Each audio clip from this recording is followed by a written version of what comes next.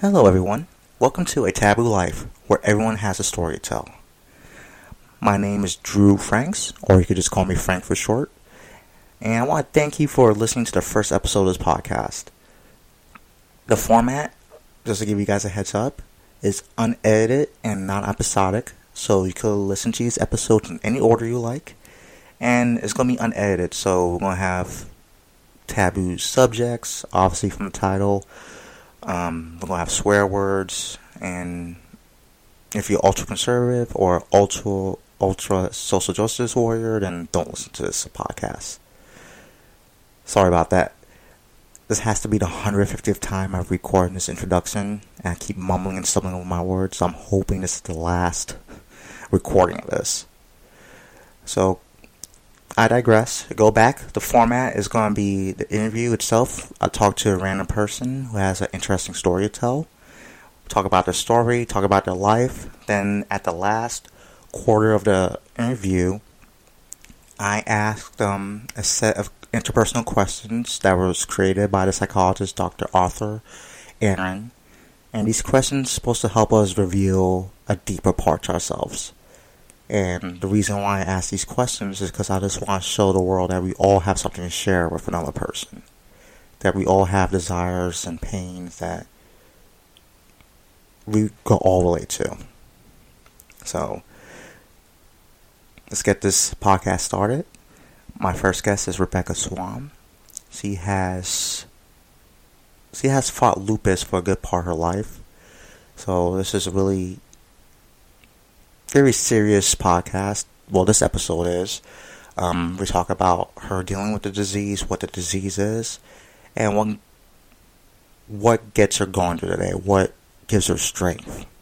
I don't want to ruin the episode, so I'll let you listen to her yourself.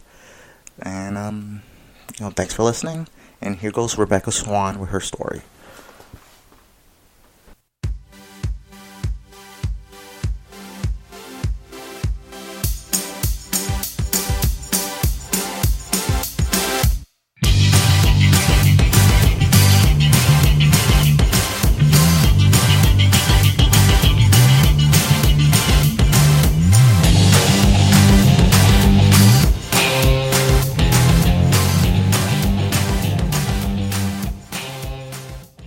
Alright, now we're recording.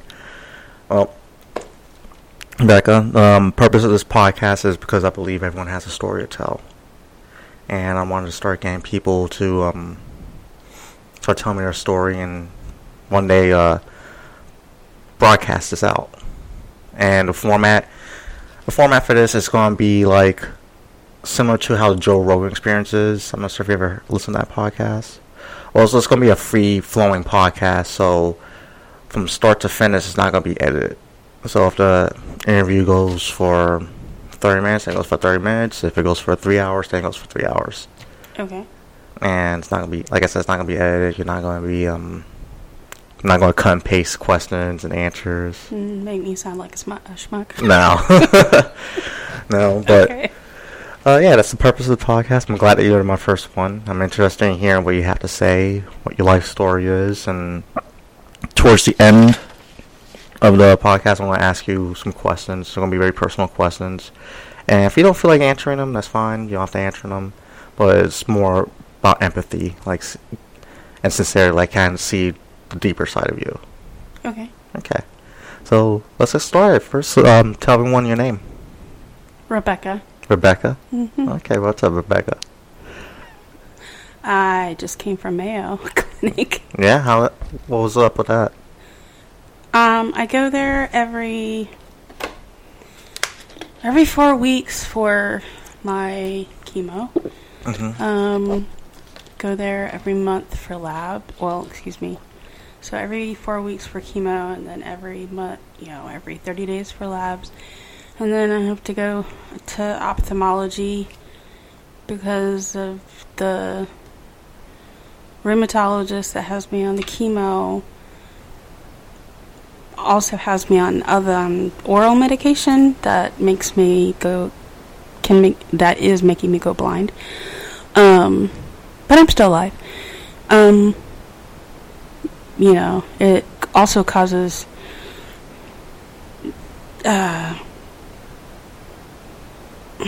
well, vomiting, yes, but more like upper GI pyrotechnics vomiting. Oh, wow. Yeah, it's fun. But I have a lot of health issues. Yeah. And so I see a lot of doctors at Mayo, and I see a lot of doctors at St. Vincent's, and I see a lot of, I always refer to Orange Park Medical Center as hell. I will never. Yeah, I had a friend who went to the hospital and they had to get him out of there. Like, no, we're taking him somewhere else.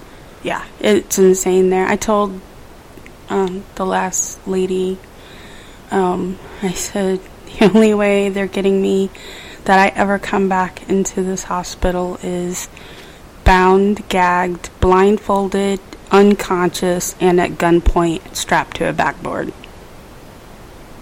Wow. Yeah. What did they do? Like, was it just the service, or? Let's just say I was unjustifiably accused without merit, without words. Because of the disease that I have, it causes chronic pain. Yeah. And even though that I don't see a doctor who specializes in pain management. Yeah.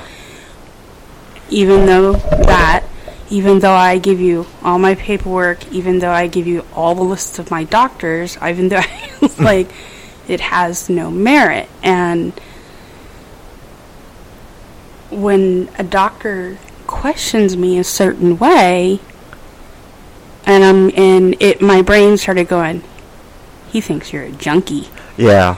And then I got a call from one of their, I don't know, not survey people, but some guest relations thing. Yeah, but it was like a subset of it. Mm-hmm. And they gave me some and I was just like, you know what? So I basically told them to. Am I allowed to say? Yeah, well, say what you want. So I basically told her to fuck off. Mm-hmm. But I said it so eloquently, I left her puzzled and really thinking, wait, did she just tell me to fuck off? Because there was a long pause, and she was like, well, and I mean her, and I'm just like, have a nice day. Click. Yeah. So that was like the last. But I won't ever go back there. Ever.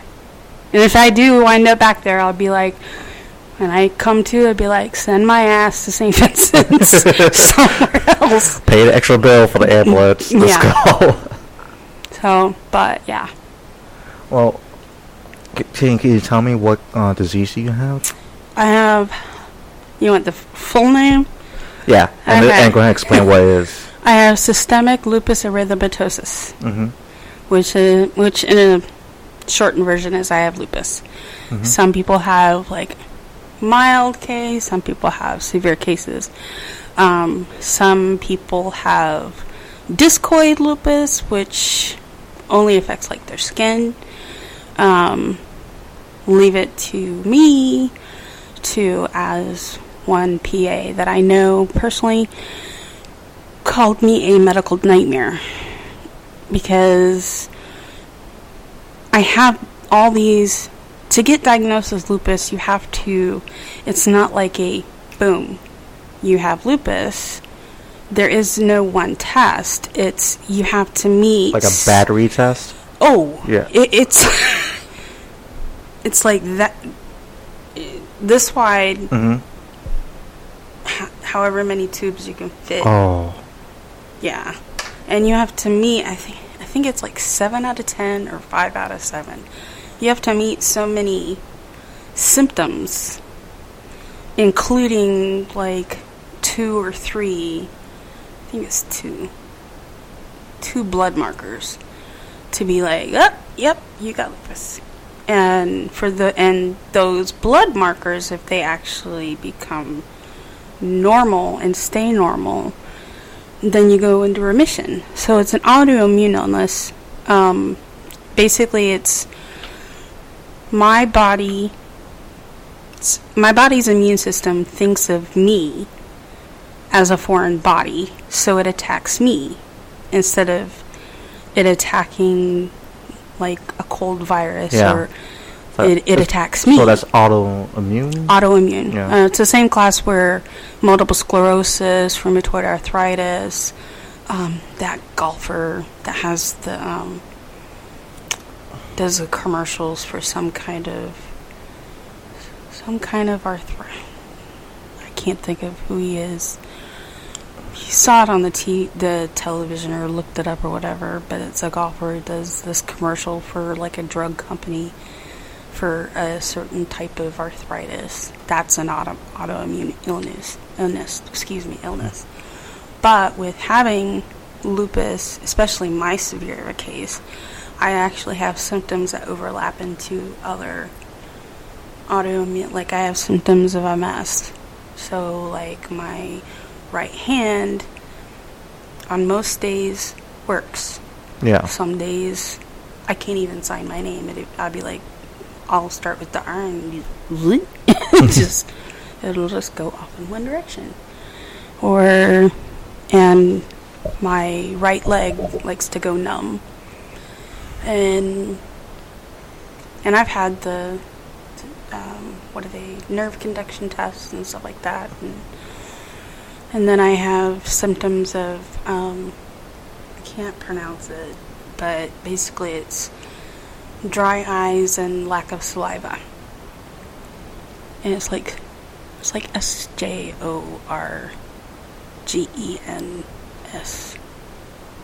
So I don't know how to pronounce it, but yeah. So, and with that, so I have like really, really dry eyes. Yeah. I don't produce tears unless I'm like really, really upset. Mm-hmm. And I don't produce saliva, which in itself causes. Yeah, it's like the only time I produce saliva is when I'm like sucking on something or whatever. And that has its own problems, because without saliva you have more tooth decay, and yeah, so I think I've had a total of 5, 6, 7, 8 teeth pulled. And I think I was told by my dentist this last time that probably 3 more are probably going to have to come out. And I might be looking at a full set of dentures here. Oh. Yeah, and I already paid $2,800 for this. For just this partial one. So, but yeah, it's a builds character, I guess. Yeah, builds a lot of character. Builds a lot of character. There's worse things. When did all this start? I started becoming believe it or not, I am no, what's the word? I had a little bit of a questionable past. Mm-hmm. No, nothing illegal or anything like that, but I was the quiet one that you would never expect. And I got pregnant in high school, my senior year, and I went in for routine, battery of blood tests that they do. Yeah. And they said that my platelet count, which is something, platelets are in your blood, it causes your blood to clot. Mm-hmm. And my platelet count was low for being pregnant. And I was 17. I was like, okay. And, well, we just need to keep an eye on it. All right. I had no clue. And then probably about 3-4 months after I had my son, my hair started to fall out. Which, back in those days, I mean, it was like the higher the hair, closer to God. Yeah. And so you really couldn't notice it at first. And besides, I had dark brown, thick, curly, naturally curly hair. Mm-hmm. And so I just thought it was like hormones, just having a baby, mm-hmm. you know, all that other stress. stuff. Yeah. Everything, you know, normal childbirth, everything was great.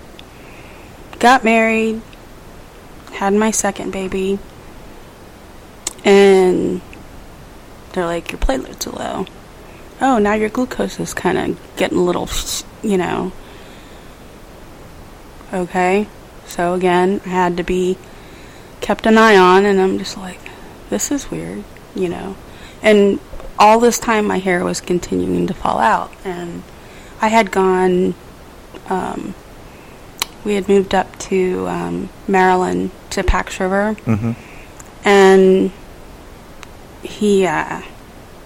I went to Bethesda to find out what was going on. I mean, Bethesda, come on. Find out what was going on. They couldn't figure it out. Like, that's why government pays y'all the big bucks. All right.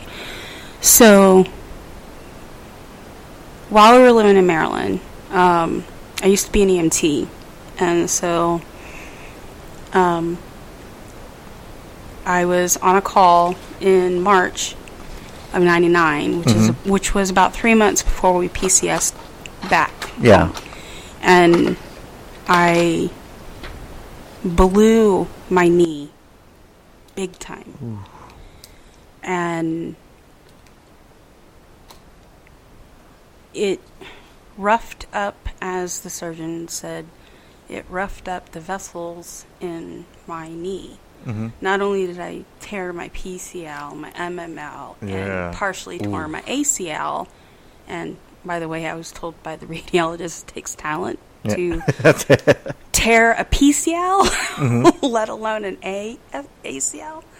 But I was like, I do my best. But I started, when we came back down here, I started getting pain in my knee, and mm-hmm. it was outside of the realm of, hey, you blew your knee back in March, and this is now 6 months later, and I was trying to figure out why I have a lot of pain in my knee. And went to the naval base. Yeah. You know, that genius, you know, was thinking that I wanted to have my husband shipped home for knee surgery. And I'm like, dude, no, there's something wrong. And he kept tabling it and tabling it and tabling it. And then come December, something was wrong, and my artery in my knee totally occluded. Like, I had no pulse in my foot. And so got to ring in Y2K, mm-hmm. or excuse me, Y2K, in the hospital, waiting for surgery. Mm-hmm. Had this massive blood clot sucked out of my artery in my knee, hence the multi-scars. Okay. Yeah, I can see the scars. So I had that one sucked out. No problems. Got discharged. Went back home. Everything was A-okay. Here comes March. My husband's about to come home. And clotted again. Even being on blood thinners. And they were like, what the hell? Yeah. And so, clotted again, back to the OR, sucked it out. I was on the recovery table, totally occluded again. So now we're at 1, 2, 3. And the second one happened right, or the third one happened right after they removed the second one. So it's a nightmare. Back into the OR I went, and they sucked that one out. And then I was discharged Saturday, same day my husband got home. Got discharged, went to, Chinese, considering I'd been eating hospital food. Went to my favorite restaurant with his family and everything. Ate. And then I noticed, God, my leg, really hurts. Something's wrong. So we called my surgeon. Mm-hmm. And my husband's on the phone going, okay. And he's like, car, now. And I live by, where Kingsley, where Orange Park High School is? Okay. I live over in that area. He floored it to St. Vincent's Riverside at 11:30 at night. And then I got there at, believe it or not, 11:45.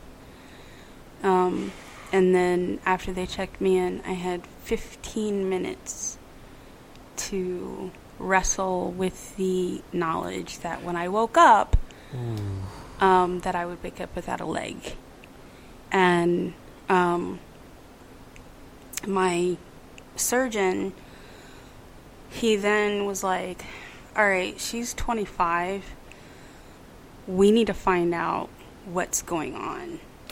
And that's when he found all these different markers that I wasn't tested for. Yeah. And they were like, I'm a big clotter, so I'm on blood thinners, but I'm also a big bleeder. So I could either stroke or spontaneously combust, depending on the time of day. Ooh, medication too. Yeah. So that's when my surgeon, then he sent my blood to UCLA. Mm-hmm. He sent it to Rochester, Mayo, and then he sent it to Johns Hopkins in Baltimore. That's how he found out all this stuff. And then 6 weeks later, I was diagnosed with lupus. And I was just like... Was it like a... I just was just... You saved my leg, and now you have me living in fear. Well, was it kind of like a relief, knowing where it was at this point? Yeah, kind of. What you are fighting now? Well, yeah. It was like the PCM doctor I had at the time, he was like, now we know what monster we're dealing with. Mm-hmm. And I'm like, yeah, but realize that my 3rd grade teacher died of this disease. And as an 8-year-old, that, makes a big impression on your brain. And so this, I know, is a deadly disease. And it is. I've had 3 near misses, and so it was, it was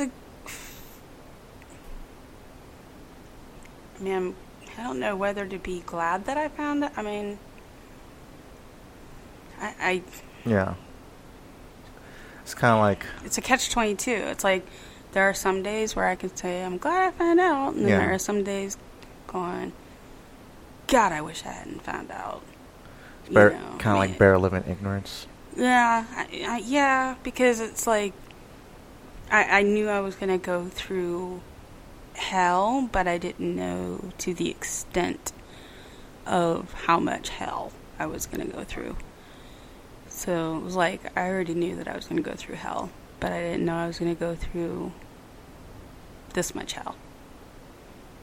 And, shoot, I even put it on, Tug Tuesday on the page of me in the chemo room, and yeah. Yeah. And just for people who don't know, she's talking about the Chive website for Jacksonville, right? Yeah, First Coast Chive. Yeah, First Coast Chive. Yeah. Yeah. And I had, I have a little, it's got a Band-Aid on there. Mm-hmm. I have a little, I call it a Mickey, but it's called a port. Yeah. And it goes right into your lungs. It goes into the subclavian, which is it's a vein that goes directly to your heart. Mm-hmm. And it's the same vein they put a central line in, but it's not as close as a central line would be. Because my record for them finding a vein on me is 37 sticks. Wow. Yeah. And that's going in the neck and in the feet and in the groin, in the arms, in the chest area. You name it, where there was a vein, they tried it. Wow. Yeah. So they finally gave me a port at that point. And so people don't know, she has a little scar on right side of her chest. You can actually feel, it's like a knot. And it's just a rubber thing they put up underneath it's on top of the muscle tissue. Oh, sorry. It's on top of the muscle tissue, but below the skin, and the catheter goes down into the vein. Oh, okay. So it's basically for easy access, basically. Yeah. They just have to use a big, huge needle to punch you in the chest. And do they use that just for normal blood draws? Or? Blood draws, meds, infusions. Anytime I have to have any type of IV access, that's where it goes. How old are you? I'm 42. Wow. And you found this out when you were basically 25, right? I was formally diagnosed at 25. Yeah. I mean, in retrospect, my surgeon kind of gave my boys their mom, because I found out, because of these different factors, if I were to get pregnant again, it would have been detrimental to me. Wow. Or to the baby, or to both of us. And I was like, and we're devout Catholics, so I was like, I have to talk to my husband about this one. Yeah. And we got a special dispensation. They're like, their boys need a mama. What's a dispensation? Basically, it's permission. Not saying we were asking for permission. It's basically them saying, you know what? Those babies need a mama because their daddy goes out to sea. Yeah. And, they need a mama. Mm-hmm. So that's okay. We'll give you a pass on that.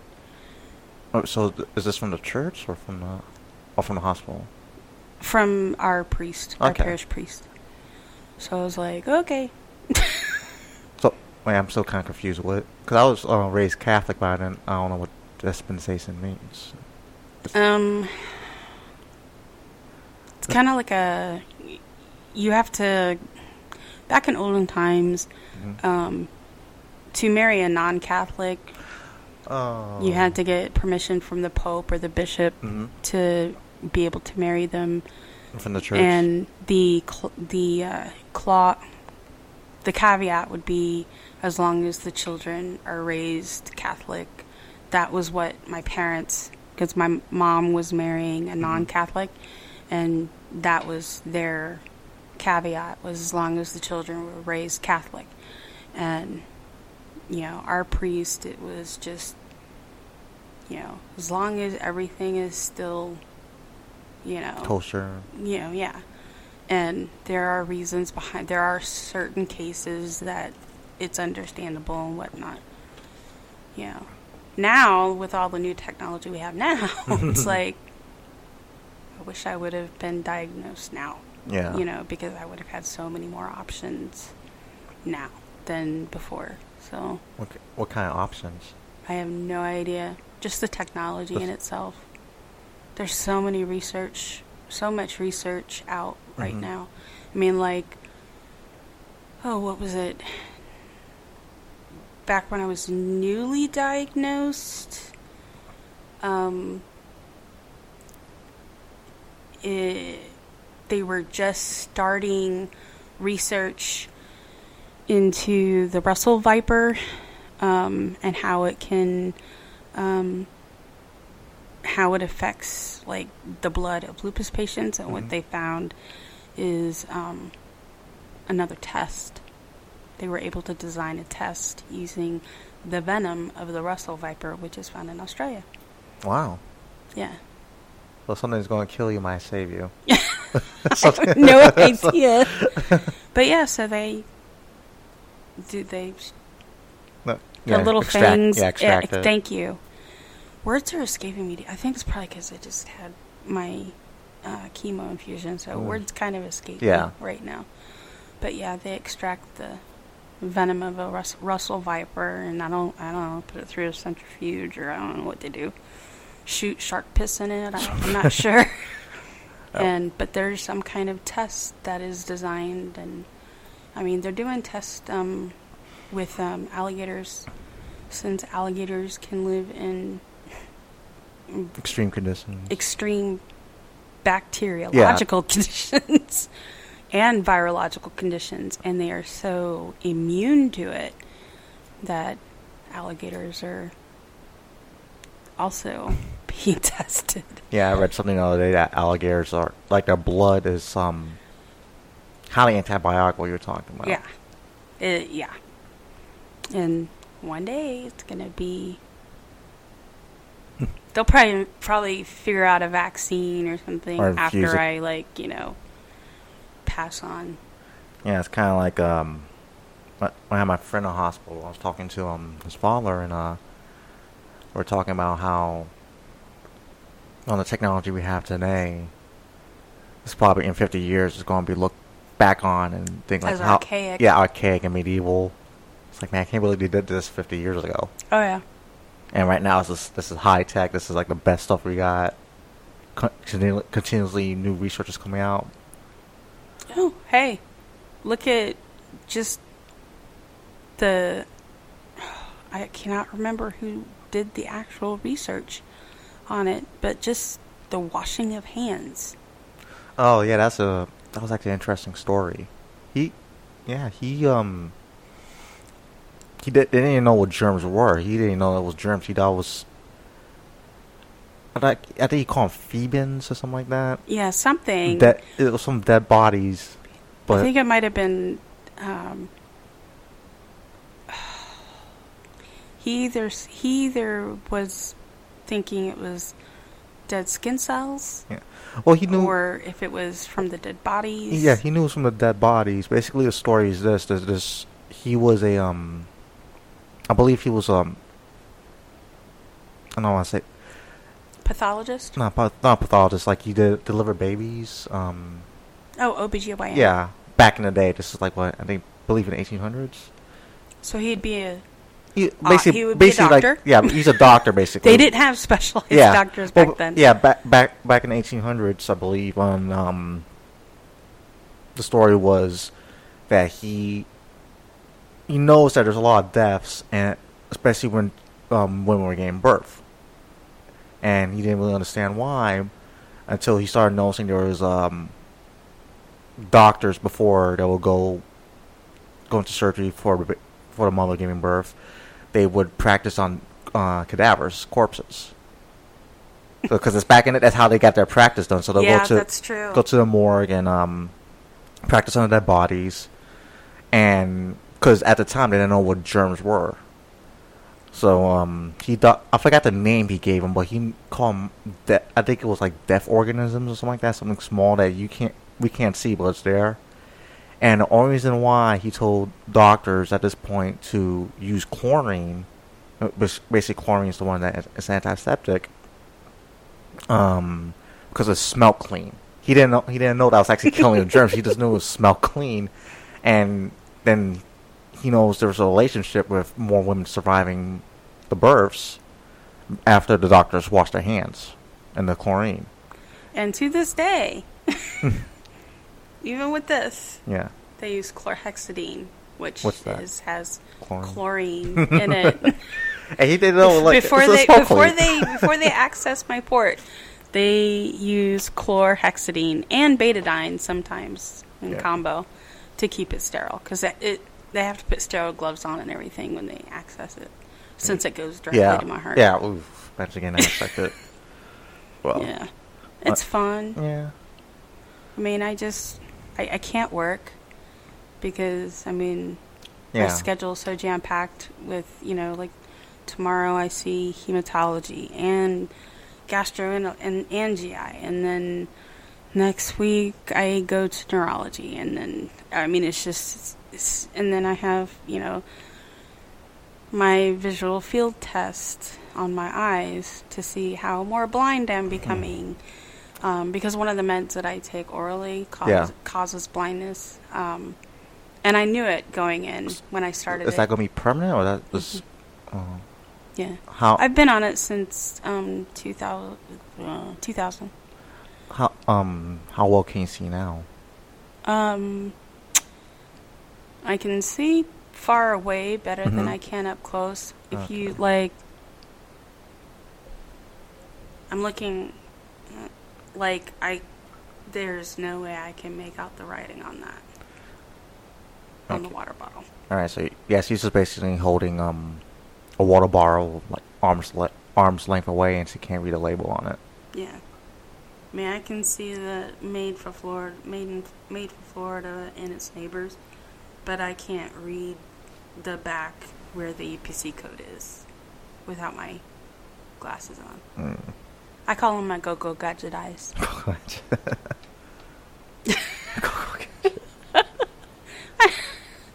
I mean, because they see near and they see far. So I have to wear them at night when I drive, and then I have prescription sunglasses that I wear during the day.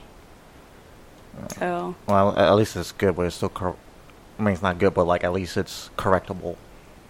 For now, It's for now. It's just the progression, because the med. It's kind of funny. It's actually in the class. It's an anti-malarial drug. Oh, so for something against malaria. Yeah. Yeah.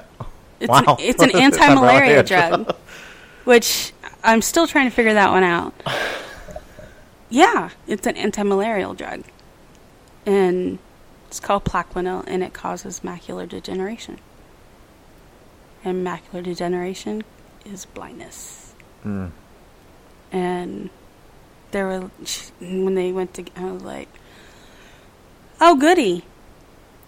This causes blindness." And they're like, "What?" And I'm like, "Macular degeneration." Even the pharmacist, Skippy the Wonder Boy behind the desk, I had more medical training than he did if I knew what macular degeneration mean. And he was like, "What do you mean?" I was like, "Macular degeneration, that's blindness. Macula, it's in your eye. Degeneration means it deteriorates." And he was like, "Oh, damn. Do you want a different medication?" I'm like, "No, I kind of have to have this to..." Oh, my God. The doctors are clueless like that. No, this was a pharmacy tech. Oh, the pharmacy test. Okay. The doctor's like, No, if it was a doc, I'd be like, "There's another one?" I'm going to go to the other doctor in the box over there, But no, the pharmacy tech was just like, you still want it? I'm like, I have to take it. And then I have friends of mine that were like, "Yeah, but you'd go blind." And I'm like, "Well, I'd rather go blind than deaf." And they're like, "Why?" I'm like, "Because I'd lose my music." Yeah, I am so musically and sound, to my ears, that if I had to choose between the two, I would choose to go blind and not deaf. Wow. I would much rather hear the laughter. I don't have to see the smile. I can envision the smiles. but I would rather hear the laughter and the giggles and stuff. But I'm 42. I mean, come on. What else you gonna see? Yeah. So, but yeah, he saved my leg. He took the vein. I don't know if you know anything about leg anatomy, like in the inside. Just some arteries and that's it. Okay. Well, you have the saphenous vein, Mm-hmm. and veins go away from the heart, Yeah. right? Okay. Or excuse me, they go. Crap. Now I've got it all. Yeah, arteries go away from the heart, veins go to your heart. Oh, okay. Had it backwards. Well, in the vein, there's little flaps that flap open. Mm-hmm.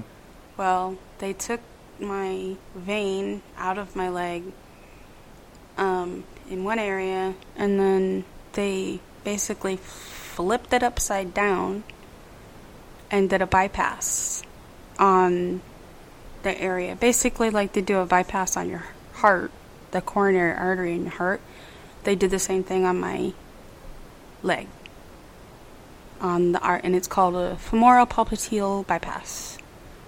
So it's the femoral artery, popliteal artery, and then so I have like a little bypass road between those two, because that's where the clots kept forming. And when I went in for my follow-up after my emergency fem pop, I walk into the cardiac surgeon's office, by the way, who had the most gorgeous blue eyes I'd ever seen in my life, that I saw peeking out from his mask. I was about a third of the median age of the people that were in the waiting room. And this one little old lady asked me, "Dear, are you here to pick up your mama or your..." And I'm like, "No, ma'am, I'm here for myself." And they're like, "Oh, you're too young to be here." And I'm like, "Yeah, that's what they've been telling me." So it was just, I kind of got a little reality check and he said that he called it a graft, even though it's my body, it's not Teflon, it's my body. Mm-hmm. It has a life expectancy of 2 to 12 years. And this is 2017, and I have the same graft.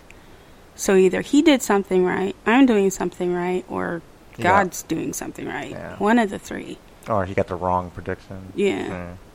Well, I mean, he said 2 to 12, so that's a pretty big point spread right there. So, but then I started working on my major. What was that? At first it was nursing, Mm-hmm. and then when I realized that was going to be too taxing on my body, because I was chasing after 2 boys. My husband's on deployment, and I'm having to chase down patients and stuff. The stress was too high, so I changed my major to health education, because I was like, well, if I can't be a player, I'll be a coach. Mm-hmm. Makes sense. And I had to actually quit school in 2010, 2011. I'm like 1 year shy of my bachelor's, and I had to quit school. I got very, very sick. Had my first I don't want to say round. My first go at chemo, and that was with big guns, because it was. Remember how I had said that I could either stroke or spontaneously combust, whichever time of day it was? Well, there's this thing called petechiae, and petechiae is the little tiny capillaries, up on top of your skin. They burst. Yeah. Well, I had woken up one morning And I looked down at my legs, and mind you, I did not look well. And my husband he just, do not pass go. He just kind of pushed me into the car and went to the hospital. And I had like, I looked like one of those steam or asphalt trucks or whatever ran over me a few times. I had petechiae on steroids. I had bruises all over my chest, legs, everything. And normal platelet count is 150, basically 150,000 per to 450. Mine was 3,000. So he was like, okay, benefit is outweighing the risk. We're going to put you on chemo. And I'm like, if the benefit's outweighing the risk, go for it. Do you see what that's how I have to decide on my well-being, the well-being of my children, the well-being of every aspect of my life. Is the benefit has to outweigh the risk. Yeah. And now I'm on a new chemo, and it sucks. Just doesn't suck as bad as the first one. Mm-hmm. The first one was Cytoxin. This is a new one, and it's they classify it as a virological. So basically, they're shutting down my immune system, but also giving me a virus at the same time.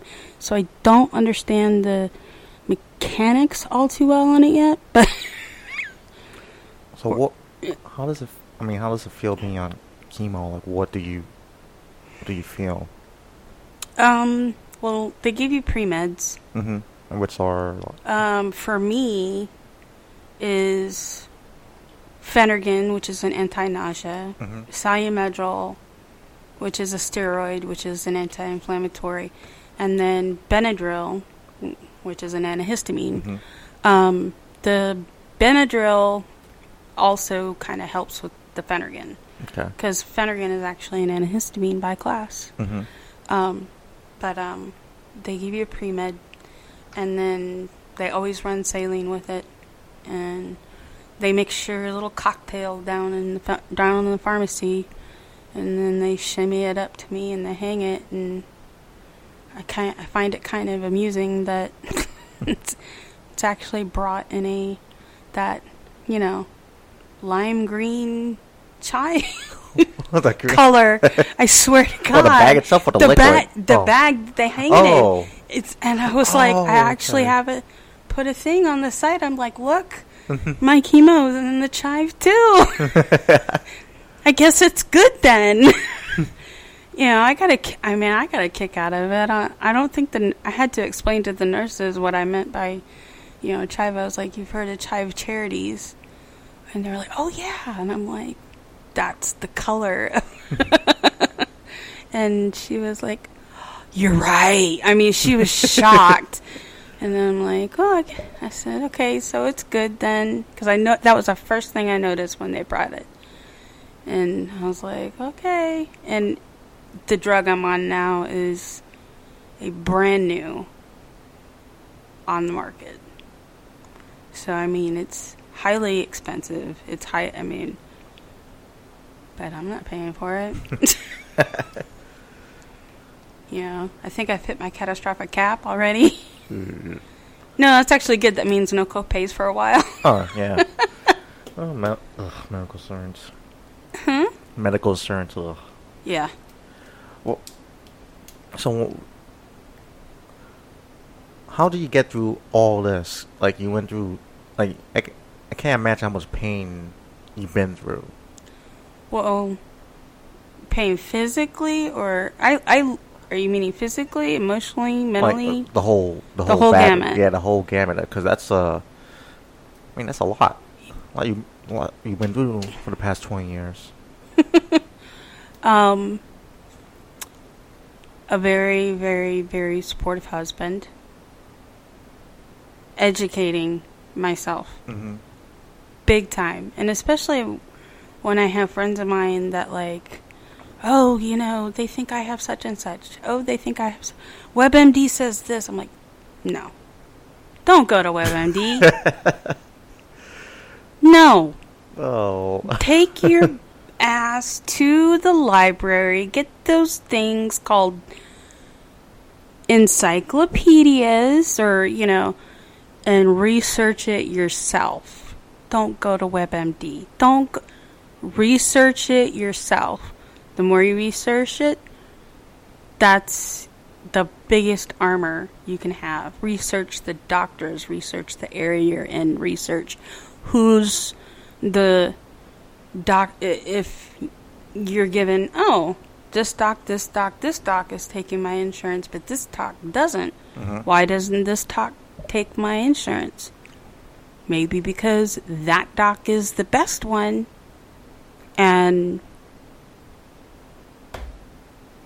he doesn't take your insurance because he either doesn't have room for new patients or because his, you know, bedside manner and his skills are so great that there's like the charges are indicative of him being a great doctor.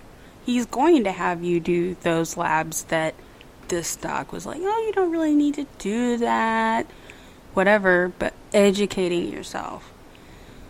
That's a biggie for me. I keep myself educated on the new drugs, the new, what's the word? Dadgummit, it happened again. Treatments. And then, you know, chronic pain. Oh, dear God. Everybody loves to talk about people with chronic pain are drug addicts on pain medication, blah, blah, blah, blah, blah, blah. Not all of us. No, especially, you know, your situation, all the people similar situations. I used to be part of a extremely reputable pain management clinic here in Jacksonville. And I had the cleanest record. I documented everything, I even gave all my paperwork to the doctors that were treating me, because every hospital has their own cardiology team. They have their own GI team. They have their own. Every hospital does. Your doctor's not going to come to that hospital and no. It's that hospital has their own team now. Yeah. Now, before they would do, your doctor would come. And through the course of me being on the pain medication, even though I would hand you, here's my history, here's my meds, here's all my allergies, here's all my information. Yeah. If I'm handing all of that to you, plus the number to my pain management clinic, if I'm disclosing all that information to you, drop my phone. What the hell? Why would you think it doesn't make any sense? And so people just automatically assume, oh, you have chronic pain, blah, blah. And so I get the question of, you know, well, what are you on? And I'm like, well, I was on this and this, you know, 3 years ago, until 3 years ago. But now I'm not on any of it. Because I got tired of being, you know, whispered about by the medical staff, by nurses, by doctors. I was assaulted and battered by a doctor in an emergency room. What do you mean by that? My hematologist is a doctor who specializes in the blood. Yeah. And hematologists are always oncologists for the most part. Mm-hmm. And there are blood vessels all over your body. And I'm a big clotter, but I also can bleed. Yeah. I was leaving class, and I had to run by my hematology office and do a quick blood draw, and I was like, my foot is like killing me, because I had my tennis shoes on, and it was to the point I couldn't wear my tennis shoes. And I showed it to the chick in the lab, and I was like, she goes, her eyes got as big as saucers, and she said, let me go get Doc. I'm like, okay. And I mean, and it was painful. Oh dear God, it was painful. And he came down and he took a look at it. And of course I was right next door to hell. Yeah, Orange Park Medical Center. And he said, take yourself to the emergency room now. You might have a clot in your foot. And I'm like, my foot? I mean, I've heard of them in the leg and your knee. I've had them in my knee, brain. I mean, in a foot? And he was like, get there. I was like, okay. And he was going to call ahead. And by the time I got there and got in, I was in such excruciating pain. So I'm on the table, and the nurses are trying to get, me in, all stabilized and whatnot. And I'm just screaming because it just hurt so bad. And the doctor I had, such an ass. Mind you, my hematologist sent me. He's a blood doctor. He knows about blood clots. And this one doctor, he took my foot. Yeah. And with all of his, not just palpated my foot, mm-hmm. but he actually grabbed my foot and he pulled, like really pulled. So he assaulted and battered me from that pull, because you want to talk about dogs hearing pitches that, yeah, I screamed so loud in that ER, people were running into my room because they thought that, I needed help. Yeah. Well, there was already a clan in my room, including the doctor. And when that happened, the doctor said, young lady, you're just here for drugs. You don't get clots in your foot. You get them in your leg. And I said, well, why don't you explain that to my hematologist, you schmuck? He's the one who sent me here. Now discharge my ass. I'm going somewhere else. I got out of there. My husband took me to another hospital. We went from hospital to hospital to hospital to hospital until Mayo Clinic finally was like, they knew what was wrong. So was the clot in the foot? No. Actually, it was the beginnings of me having neuropathy and the first sign of MS. Oh, wow. Yeah. Wow. But either way, I had every symptom of a blood clot in my foot. And I told my hematologist about it. He's like, oh my God. He's like, well, that's the first for me. And I'm like, yeah, they Dopplered it, they ultrasounded it, they did all they ruled everything out, and that's the only, and here comes neurology, and I had all the telltale signs, and I'm like, well, okay, score 1 for them. And I still plan on doing my paperwork to the Florida board against the doctor for So Yeah. when was this? 2010, 2011. Oh, okay. Yeah. Fortunately, he's no longer at that hospital, at least as far as I'm told. But I used to tell the nurses when I went there that if he came within 50 feet of me, don't get in my way, because I will kick the living shit out of him.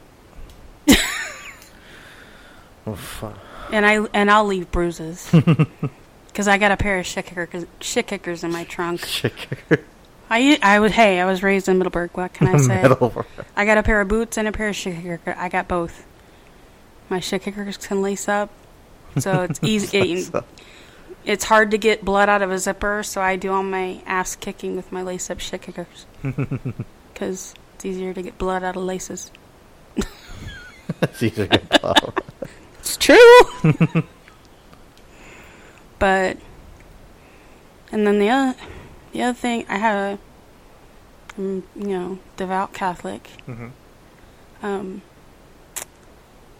I have my boys, and then that includes my husband.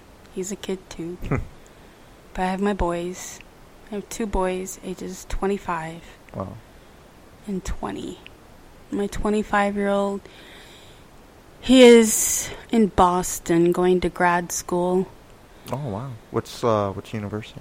Boston College. Okay. But I said, "You're still going to be a Florida Seminole, right?" He's like, "Of course." And he's got 2 bachelor's degrees, one in Spanish linguistics and international affairs is the other. And he's also fluent in ASL, almost fluent in French. He was learning Italian his first year when he lived in Boston. Now he did Greek, he did Christology. Now he's doing either Hebrew or Latin, because those are Latin, Greek, and Hebrew are 3 of the other languages that he needs for his grad school master's that he's getting. And what's his master's in? He's doing Christian theology. Oh, okay. Yeah. Or, how to be a teacher in a Catholic school. That's a lot of languages, though. Yeah, he picks them up. He picks them up like that. And then my baby boy goes to Florida State. Go Noles. And the whole time my boys grew up, they've had this mama who has this terrible disease and everything. And I thought that it totally screwed him up completely. And Sounds like the opposite. with CJ, he's my oldest. No, I don't think so.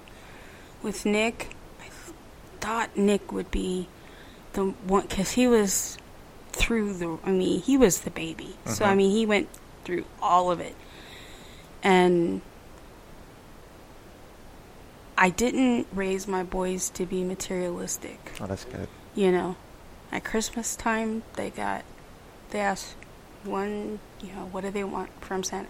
One present from Santa, one present, and then one present would come from, because we're military, we can't afford things very much. And plus you're moving around a lot too. Yeah, and I didn't want them to lose the whole reason around why we celebrate Christmas.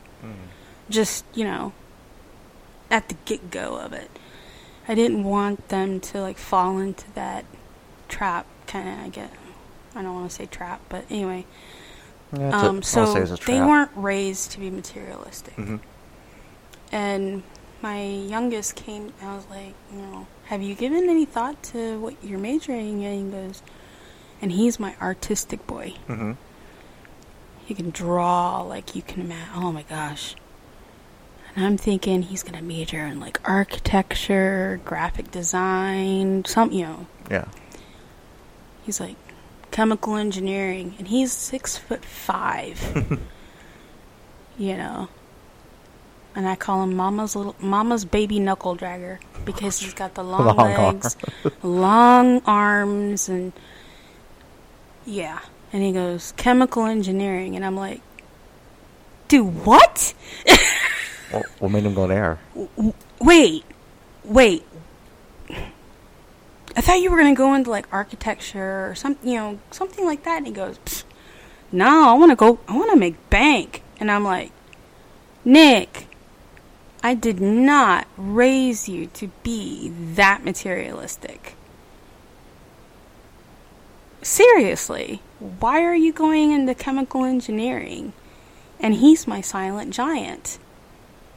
CJ, he has no problems with giving you hugs, giving you kisses, all that stuff. Nick, exact opposite.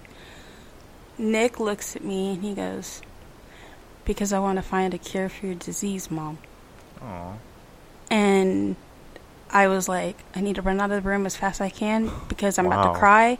But at the same time, I need to wrap my hand. I just wrapped my arms around him and I just started crying. And because it was just like, that was me knowing that you didn't screw your son up with this disease. If anything, it kind of like empowered him.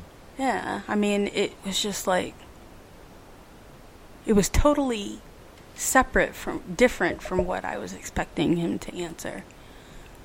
Some kind of go make bank. I want to buy,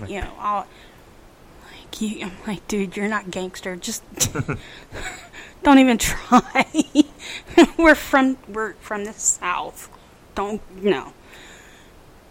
But that was for me the affirmation of I didn't screw my kids up. With CJ, it was, something different, He said, I just couldn't watch you die anymore. And, I was like, okay. Wow. Yeah. And so I just keep doing what I can do.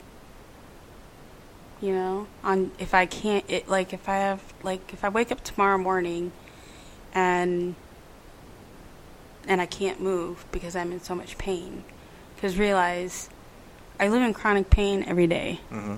Like right now, I'm at about a 3. And a 3 would probably equate to a really bad migraine. Okay. On a scale of 1 to 10. Okay. So. And this is all over your body, right? Or just. Mm-hmm. Okay. And I live at that every day. When it starts going up, something's going on. I might have an infection. Mm-hmm. I might be under a lot of stress. I might have just the inkling of an infection that may be starting. Discovered that one 2 weeks ago. Or there could be a hurricane coming. Seriously, when the pressure starts dropping. Okay. Yeah. I learned that early on. I don't know, were you here when Florida had Hurricanes Bonnie, Charlie, Francis, there was another one, and then Ivan. But what years was that? Or what year was that? Ay, Dios mío. 2004, 2005? Yeah. Yeah, no, I was here. Fish? Yeah, that's when my parents took me down here. Okay, yeah. I was one of 9 patients in the hospital during the hurricane. Mm-hmm. Because the barometric pressure dropped so low. I think it was during Francis. I don't know, the whole damn 6 weeks it was hell. And I was one of 9 patients on the floor for the same reason. I was in excruciating pain, and it was because the barometric pressure dropped. And when the pressure drops, inflammation, you get inflamed. Mm-hmm. And just like when you're flying, when you go up in elevation, what happened? I mean, it's basic chemistry. Yeah. You know, when the pressure drops, you swell. Yeah, like first time I went to visit one of my good friends in Denver. He moved out there. I ended up getting what do you call it? Altitude sickness? Yeah, I ended up getting altitude sickness. I had bad headache. You throwing up? No, I wasn't throwing up. You're lucky. Yeah, I heard some people have different symptoms, so I had really bad headache. My blood pressure went up. Mm-hmm. The second time I went out there, I felt fine, but I thought I was dying. I'm like, ooh, maybe I need to go to the hospital. Yeah, because my godchildren, they live in southeast Arizona, and they live at 4,500 feet elevation. So I actually, because I usually drive out there to go visit, and I usually start climbing when I am, getting out of the panhandle of Texas and getting into New Mexico, and that's when you start climbing and in elevation. So I stop in Albuquerque, and I stay there a day to acclimate to the elevation, and then I wait a day out, and then I go back to driving, and then I like, hey, because my godchildren are 1/4 Mexican American. Oh. But yeah, it sucks. It really does. And I would be lying if I didn't say, I can't even think of how to word it. There are days where, like, God, really, I could just down a whole bottle of, like, Tylenol and just say, fuck it. And then I look at the picture of my kids, and I look at the picture of my husband, I'm like, nope, won't do it. And besides, I'm too damn stubborn. And I'd probably kick my own ass, considering I have a pair of boots and a pair of shit kickers. And that I have a lot of friends who have a pair of boots and shit kickers, and they'd probably kick my ass if I did something stupid too. Well, not stupid, but what's the drastic? Drastic. Yeah. But yeah, it sucks. So, in my little head.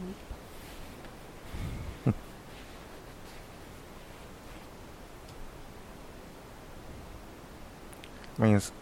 What's that? You have a look of like. Like what? You don't know what to say. Yeah, I am. No, I'm lost for words. Yeah, I'm lost for words.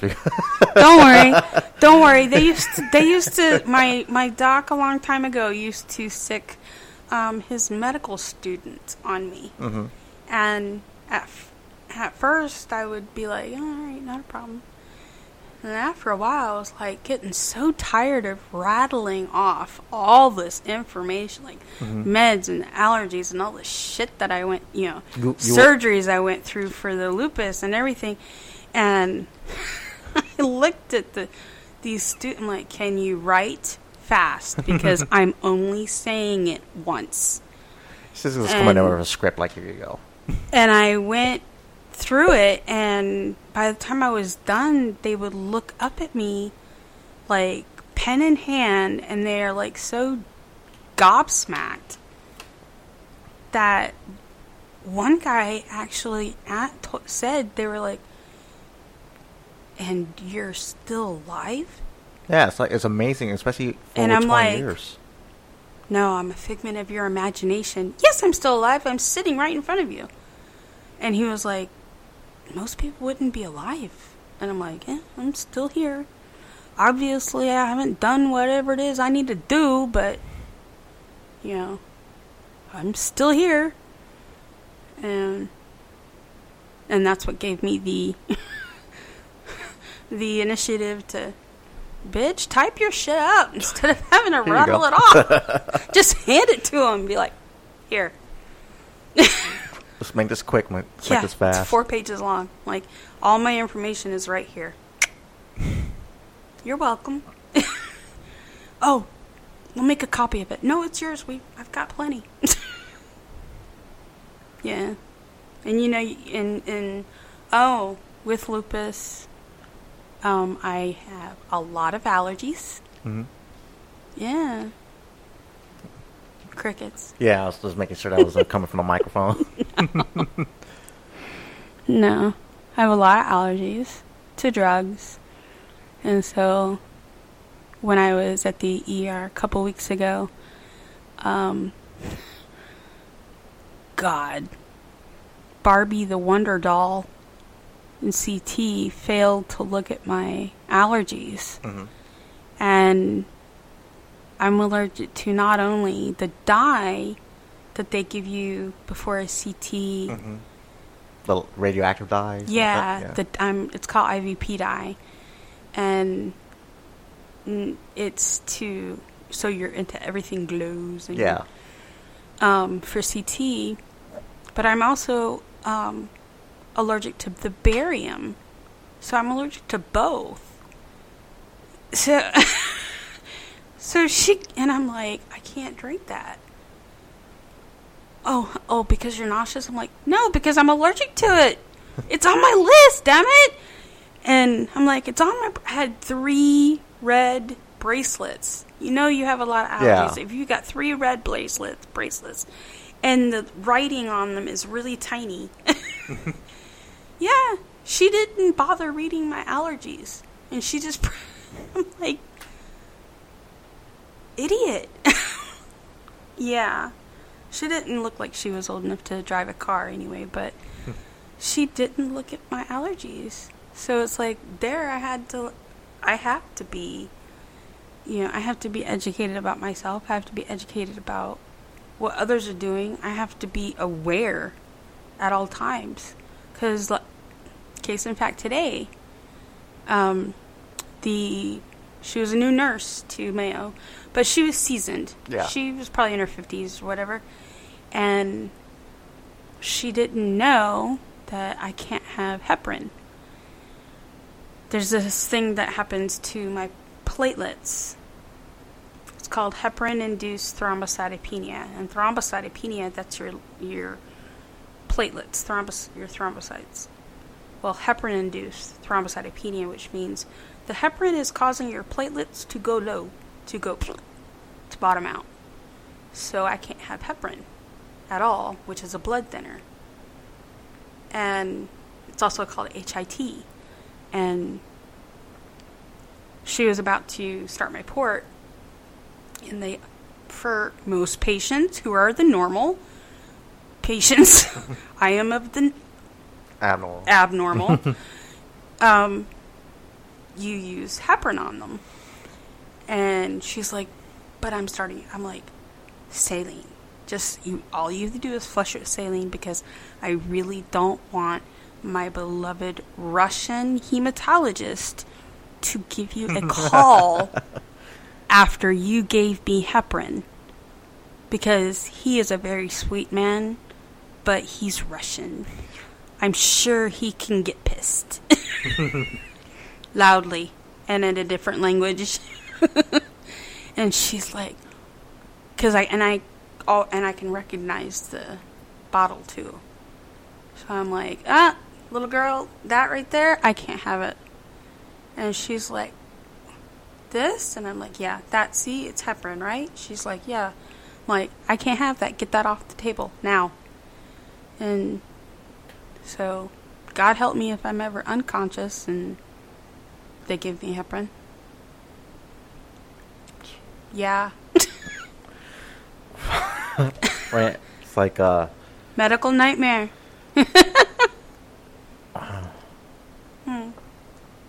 So we're going, because you said you're an EMT.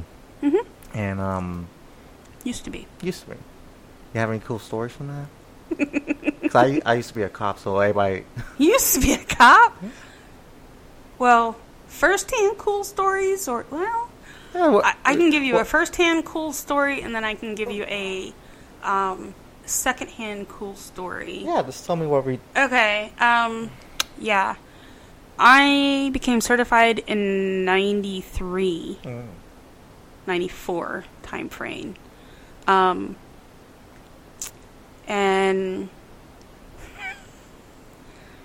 I was getting off. I was doing my hours at the time.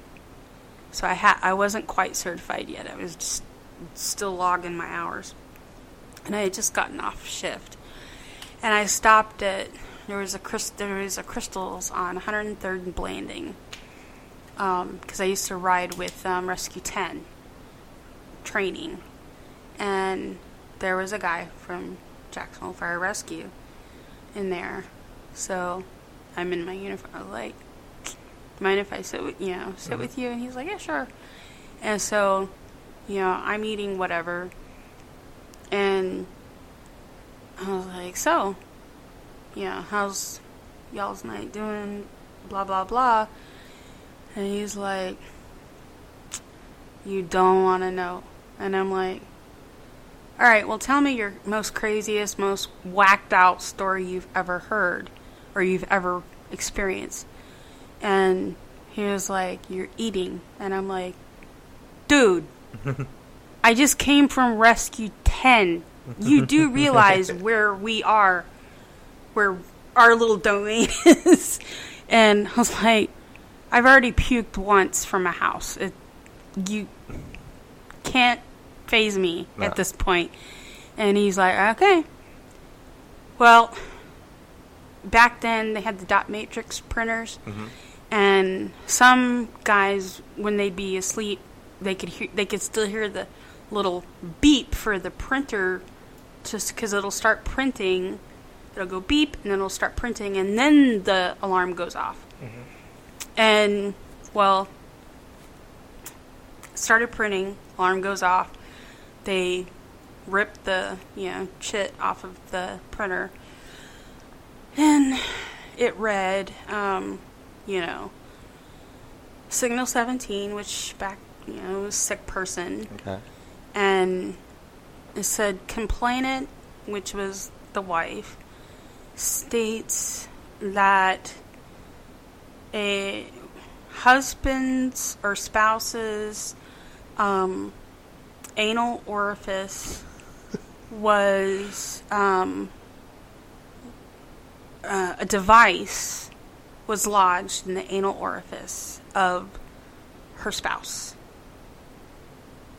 So, of course, already they are laughing up a shitstorm. And there was always, there was always like caution notes at the bottom of the chit, and like caution, armed and dangerous, or whatever. Well, this one said caution, device is still running. And I'm like, oh my God. And he's like, yeah. And so they did all their laughing and all the way to the house. And so they, regain their composure. Yeah. And they get to the door, ring the doorbell, like, Jacksonville Fire Rescue. She opens the door, and she's got her bathrobe on. This is according to this guy. And she's, like, holding it up with, her hand up by her neck and stuff. And she goes, my husband is very embarrassed about this. And he said that if y'all laugh, he's going to tell you to get the fuck out. And they said, ma'am, we're professionals. We've seen things like this all the time. They were lying through their teeth. They had never seen this.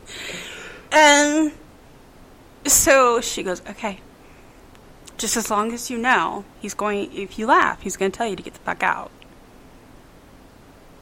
We got it, ma'am. So she takes him to the bedroom. He's lying on his stomach with a comforter over his backside. And they could hear it. Oh my God. And they're trying so hard to keep a straight face. And the dude looked at him, I guess, deadpan. Mm-hmm. And he said, if y'all are going to laugh, you can get that out. They lost it. They couldn't.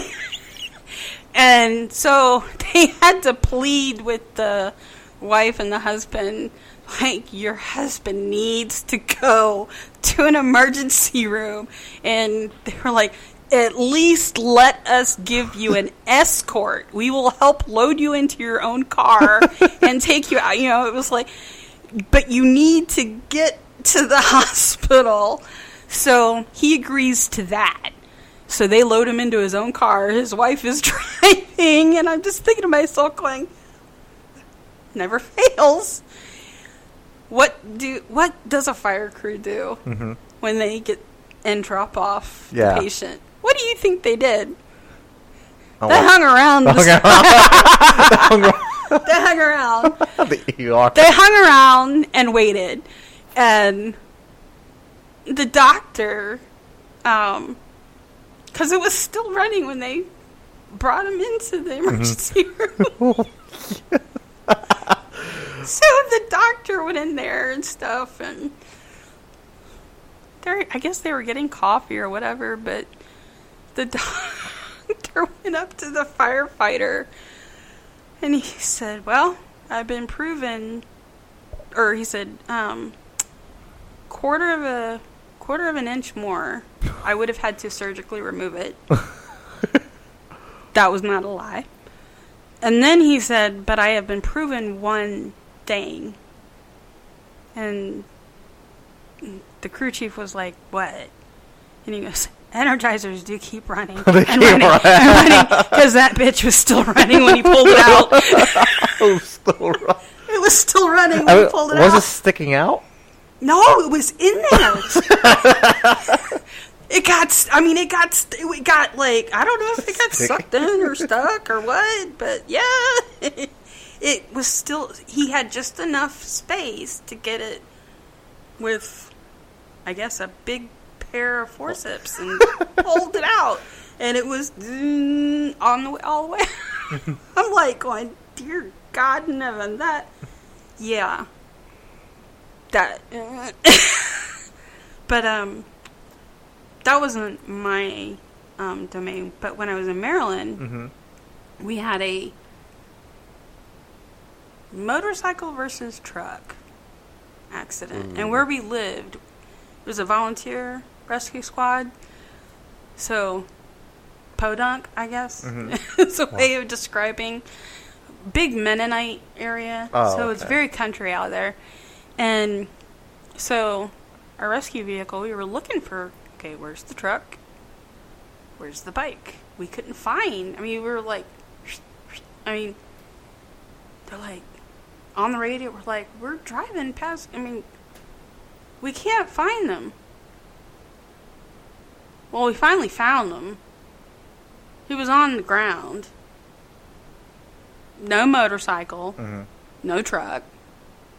No helmet, which was against the law. Yeah. And so we finally found him.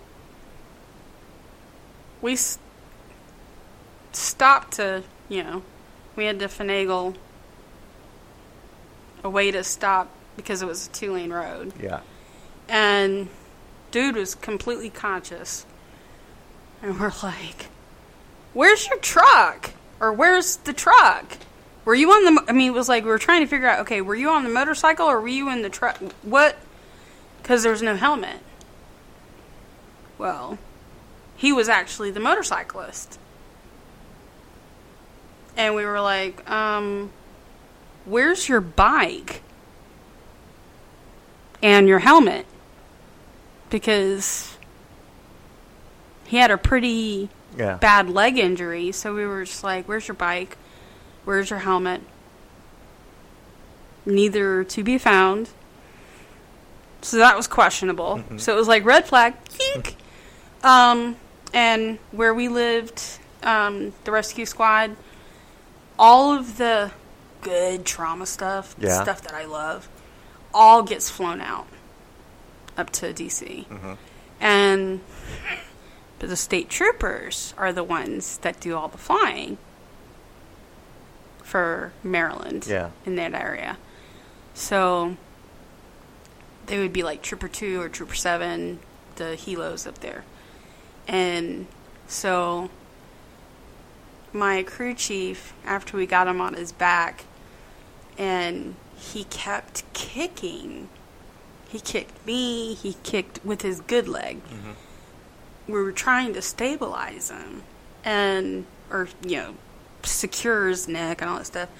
But every time his other leg got, just the inkling of like touch or whatever, the one that was really badly injured, it was a compound fracture, which means the bone is sticking out of the skin. He would kick with his good foot. And I'm like, dude, stop kicking me. Stop kicking me. I know it hurts, but just don't kick me because then it's going to take longer. And I don't know if it was me or another crew member, but, oh no, he kicked my crew chief. So my crew chief kind of held his shoulders down. And he's like, if you don't stop kicking my crew, I'm going to break your other leg. I'm like, wish I'd have thought about that one, because I could have done that myself. So we got them all packaged up, and the fly out was going to be landing on a baseball field that was like, I don't know, probably 100 yards away. And we go and meet the trooper. They come back, and the trooper is also a registered nurse. So they're not just a state trooper, they're also a registered nurse. Wow. Yeah. And she was doing the assessment of everything. And because we're like, no helmet, no bike, no truck. All right. Here is a ticket for no helmet. Here is a ticket for no motorcycle. And here is another ticket for whomever. But since you are the only party left, leaving the scene of an accident. So he's handed 3 tickets on top of the fact he's being sent to D.C. with a compound fracture that's going to have to be going into surgery for. So, yeah. I'm like going, boy, talk about getting kicked in the ass. I mean, it's like, it's one thing to be knocked when you're down, but then just kept getting kicked and kicked. Got 3 more kicks. Yeah, right before the helicopter took off. He got handed 3 tickets. And up there in Maryland, the tickets aren't cheap. They're not as cheap. They're more expensive than the ones here. Did they ever find out, like, what really happened? No? No. I'd love to see the accident. That's for the people who get paid. We were volunteers. But it was, we got a kick out of that one because it was just, that was pretty sad. Bad enough that he had a compound fracture and all this and road rash from here to yesterday, and he's got 3 tickets that I think, I want to say were maybe over $2,000. Oh. And that's probably going to be in addition to his medical bills and physical therapy and Yeah. It's sad, I know. Whatever. He had it coming. He had it coming, yeah. Yeah. But when I blew out my knee, my last call, that started all the crap in my knee. That was best adrenaline rush I ever had, and at the same time, I was so pissed. Yeah, what happened? I had to go up on I'm deathly afraid of heights. But when you have like so much training, you just kind of, they had to call in a ladder truck. Guy fell, construction worker fell from 3rd story rooftop to the 2nd story rooftop, landed on his back on the joint of where the flat cement came together. And so, possible broken back, broken neck, whatever. We had to actually put him in a basically like a litter, and it comes apart, and it connects at the top and the bottom, and it's called a scoop. And you have like one side, and you just kind of up underneath, and you use the other side up underneath, and it clicks together at the top and the bottom, and then you use a lot of freaking belts to secure them, and then we had to shimmy them down the ladder, and I'm in full gear, and full gear weighs, I mean, if you since you said you used to work, you used to be a cop, have you ever held a fireman's jacket? Yeah, pretty heavy. Yeah, they got a lot of weight to them. Well, I had the jacket and the trousers and the helmet and the boots. Ooh. Yeah, I was in full gear, and I got up the ladder fine. I got up and down fine. But when we went to transfer them, that's when my knee was at a perfect 90-degree angle, which is. But I mean, I was in perfect form to, like, you know, if you were doing like a regular squat when you're working out. So I was at a perfect 90-degree angle, and I was knocked off balance, and my boot, the toe of it, it got lodged, it got stuck underneath the support beam of the stretcher. Yeah. And so the top half of me went what is that, 15 degrees? Went 1/4 of a circle. So I went 1/4 of a circle this way, and then it went back. Boom. So if you ever played the Life game back when it came out,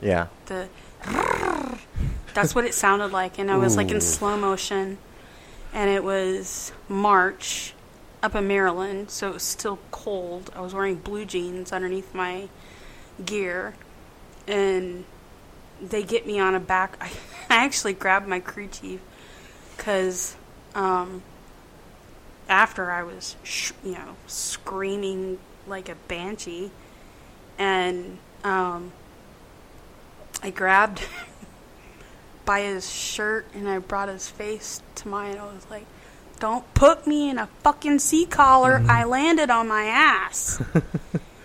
And he's like, "We just need to get you on a backboard and out of the bus lane so the kids can go to home." Yeah. And I was like, "Oh, okay." And so they got me on a backboard, and there was only one woman besides me. And the rest were all men. So there was like, I think maybe 8 of them total. And I could see her. She was at the other end of the table, and I could see her. And she's like, "We're not cutting the gear. It's too expensive because it's a volunteer squad." I'm like, "Okay, shimmy them out, So they all lifted me up and shimmied me out of my gear. Yeah. And so I'm wearing blue jeans. Of course, it's my $80 pair of blue jeans. And back then, $80 pair of blue jeans now would be like, what? 300. Yeah. And she goes, "Your blue jeans, are we cutting them or are you shimming them?" And I look around me, and I'm like, "I am not bonding in my Hanes with you motherfuckers. I'm sorry. Ain't gonna happen." And they got a good laugh out of it. I was like, "Go ahead and cut them." And this is when I turned into, I'm a girl mode. She's right when she started cutting my jeans. That's when I started crying. And she's like, "Oh my gosh. Okay, where's it hurt?" I'm like, "No, it's not that." And she's like, "What's wrong?" And I'm like, "I haven't shaved my legs in 3 weeks." Oh my God. And all the guys started cracking up laughing, and shredded a $80 pair of blue jeans and gave, a bunch of crew members a good laugh by saying I haven't shaved my legs in 3 weeks. And because it was still cold, so yeah. And then all hell broke loose with me when I came home that summer. So, like I said, it builds character. Yeah. So, how'd you meet your husband? How did I meet my husband? Yeah. I always love hearing his stories. Let's see. I got chased by an ex-boyfriend who was active duty military. And he just couldn't get the hint. Well, I was like, oh, the base. And pulled into the base, and while they were carding me, and I had an officer sticker on my car at the time because it was my daddy. And I was like, sir, the guy behind me is chasing me. He's my ex-boyfriend, and he's chasing me, and it's scaring me to death. And he's like, I'll take care of it. Like, okay. And then I go to see if my current boyfriend got dumped. Ooh. And I'm like, the fuck? And then I go to, it used to be called Vital Signs. It was a bar on base that allowed 18 and up. And I was 18. And I had friends of mine that were there. And, you know, I was like all sweaty and grimy and stressed and got chased by a psycho ex-boyfriend. Then I got dumped by an absolute jerk. And then I, you know, and I was just like, well, she then told my husband, and I, at the time, she said, see that girl over there? She's had a really bad day. Can you go take care of her? And he was like, alright. He came up behind me and started to massage my shoulders. And I turned around and looked at him with a look of death of, who are you and why are you touching me? And he said, well, she said you've had a really bad day and for me to take care of you. So I'm massaging your shoulders to help, relax you a little bit. And I was like, okay. A little weird, but alright. And from that, I mean, it may sound cliche, but I knew the moment I met him that he was it. Really? Yeah, I had pictures made 3 weeks after meeting him. I'm not kidding. I have them on my Facebook. And of a very young me with him, and had them done 3 weeks into meeting him.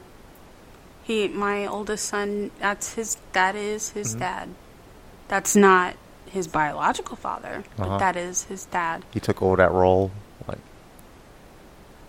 Yeah, and not... I didn't even have to ask him. Oh. Well, because his biological father was an alcoholic ass. Yeah. He owes so much money for back child support. I could have paid... Well, they actually add interest to it. Oh my God. No, I'm serious. Yeah. And yeah, they add interest to it.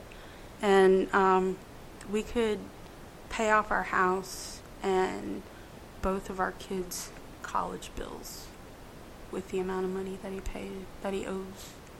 And he also owes money to the IRS because he claimed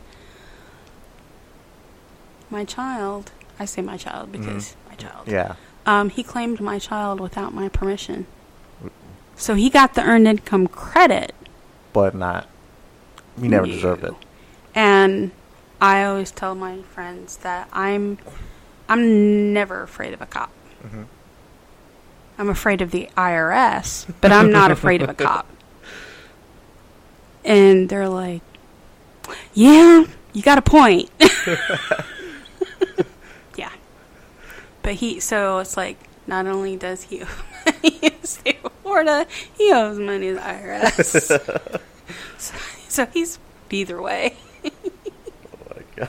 Yeah. Yeah, well, it's kind of like the similar situation with my father. He didn't really pay child support, and I'm pretty sure he owes a lot of taxes to the government. Like a lot of taxes. I'm surprised they haven't found him yet. Well, I mean, we've blocked them from, all our phone numbers and social media and things like that. And my oldest, because he's close with his auntie and his cousins, which is, his biological father's sister and her kids. He's still close with them, and they respect the fact that CJ did a very diplomatic thing of... The CJ is... My oldest. Oldest, okay. And I thought he was going to take on my husband's last name, because he had petitioned so many times to adopt, CJ. Yeah. Dude, you're not going to have, the child support. That could be null and void. Blah, blah, blah, blah. We were giving him all kinds of carrots. He'd be like, fuck the carrots. No, that's my son. Well, then pay for him. Do something. Yeah, social support. Yeah, something. And no, nothing. So CJ, his 18th birthday was 3 months before he graduated high school. And when best damn check I ever wrote the clerk of the courts, he went to do a name change. He chose my maiden name, which is German. What's your maiden name? What is it? It's 10 letters long. It's pronounced Wildermuth. Oh, that sounds like a cool name. In German, it's Wildemut, and it means wild courage. Wow.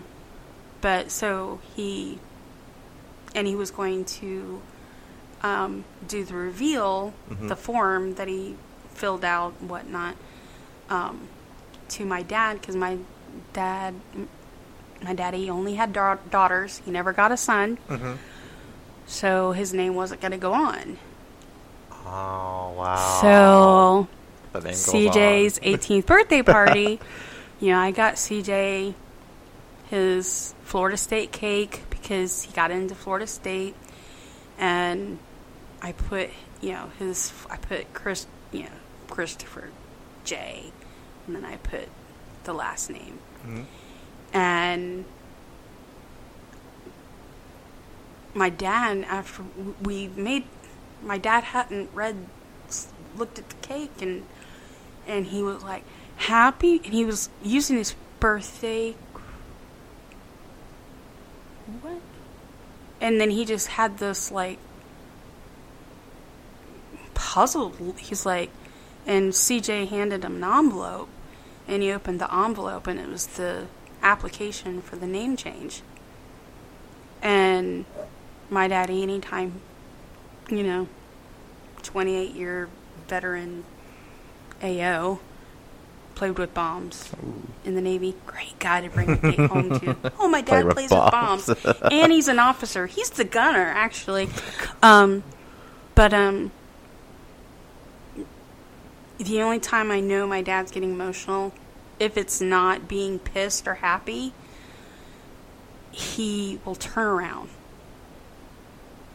Happened when I had to tell him that his beloved grandmother had died, and this time. And he turned his back around, and I saw his shoulders go up, and I heard him take a sniff.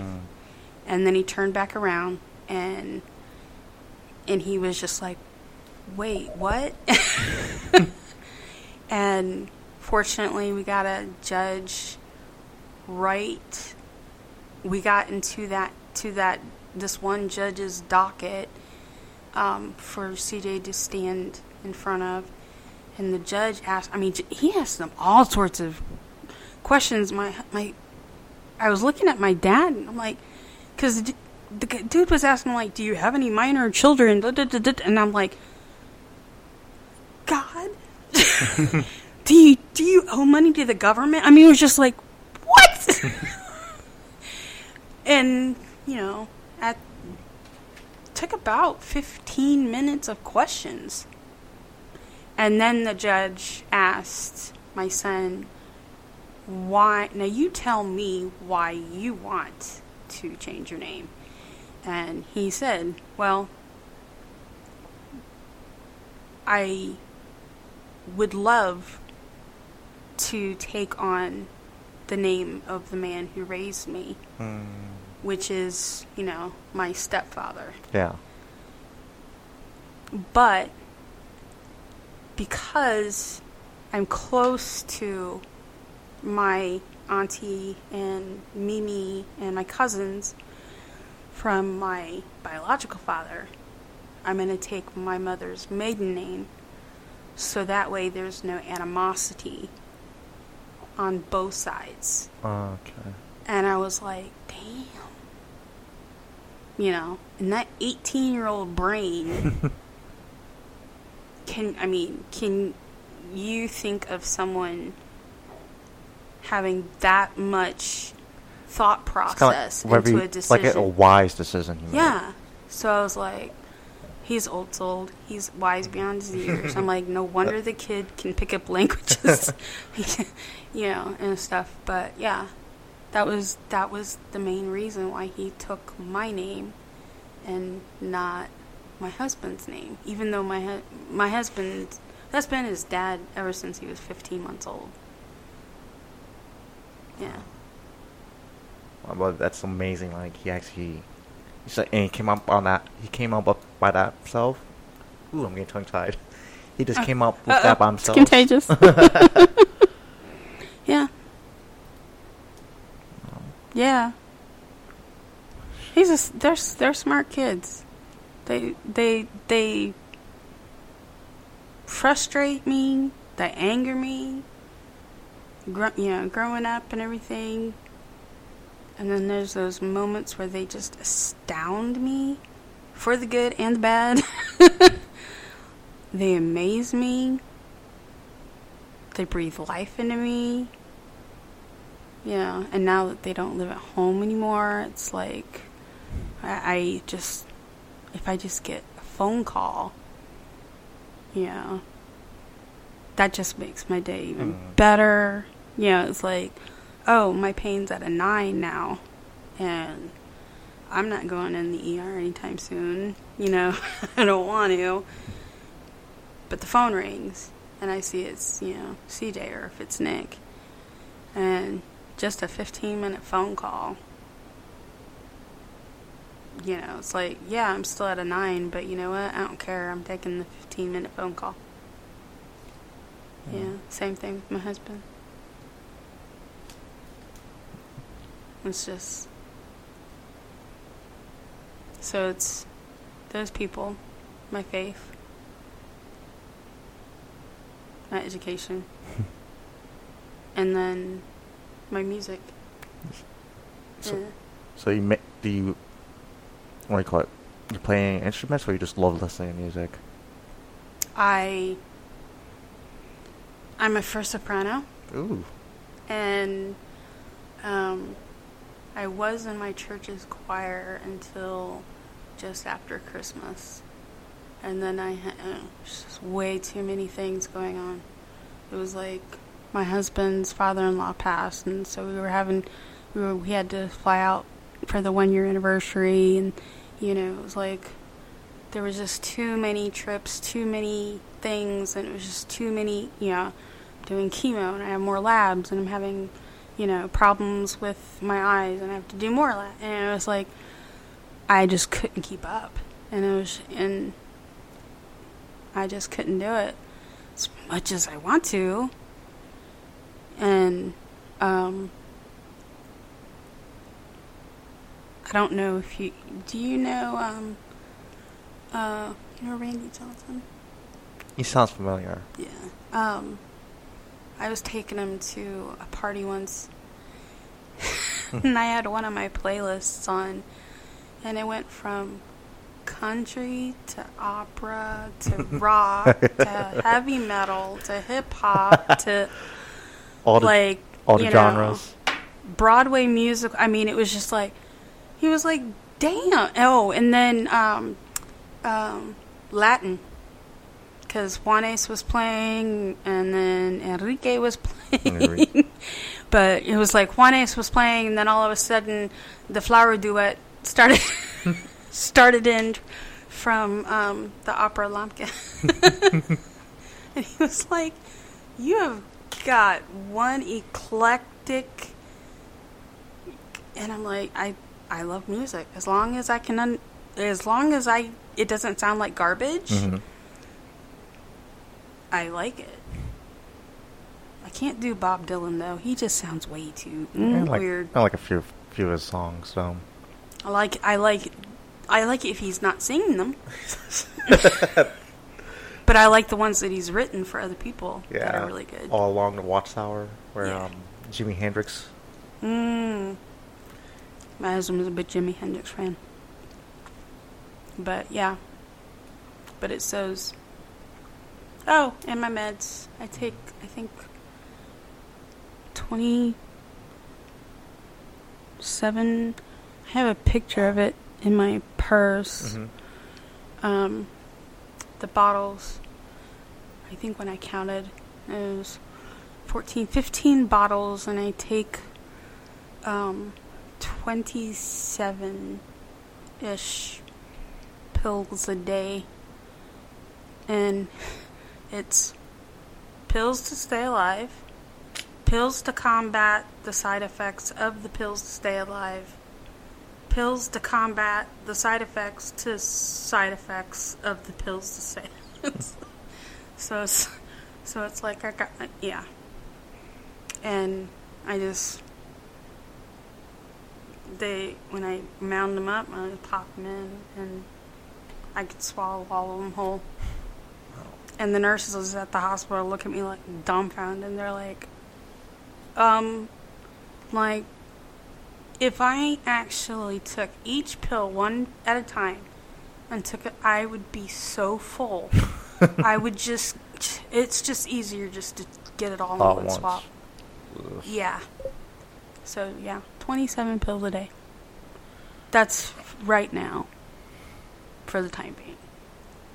Until, I don't know, the next lab comes back abnormal, or if I'm put on an antibiotic, or if I'm, put on an antiviral, or if I'm put on, it just all depends.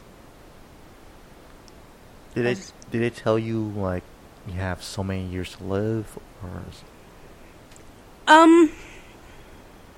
Yes and no. Mm-hmm. And I kind of like that question, because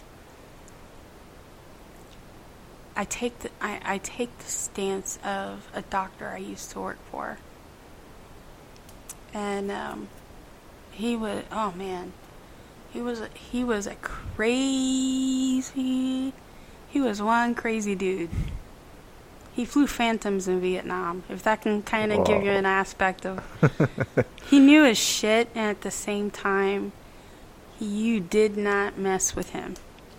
And I was working in a field where you do not lie to him about a patient. You don't lie because you could potentially kill. Yeah. And I'm like, pleased to meet you too, sir. I mean, it's just like that was, but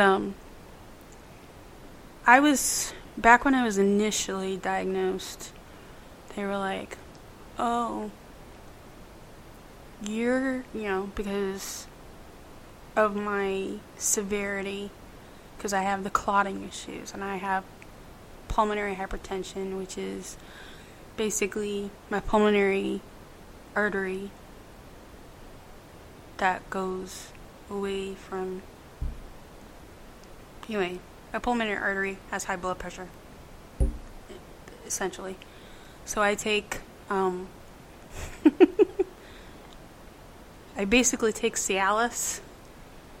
I know that sounds, I know that sounds really, really, because it opens up the blood vessels. Yes. Right? Yeah. No, that's how they found what Viagra was. Well, it was initially, it was marketed when pharmaceutical companies were doing the trials. They found, whoa, look at what are the side effects. So they started marketing Viagra and all that stuff for, for ED. But it was actually, I still have to fill out a form. Like, no, I do not have erectile dysfunction. I have pulmonary hypertension. But they said you'll be lucky to live till you're 40. Mm-hmm. And just before I had my 40th birthday, was when they found the pulmonary hypertension. And she said that you would need a double lung transplant. And I'm like, wow. What? So that's when I went out and got a tattoo and started just crossing things off my bucket list. What tattoo did you get? My boys. It's on my ankle. Oh, okay. Yeah, I saw that earlier. Yeah. Their birth dates and Celtic crosses and kind of looks like a rosary and stuff. So my boys. And I lived till I was 40. Had pictures done. And I thought back to when I worked for this, psychotic doctor who, yes, actually threw a chart at my head. That was the day I said, here's my 2 weeks. I'm leaving. I had asked him about this one patient. I'm like, so what are his, how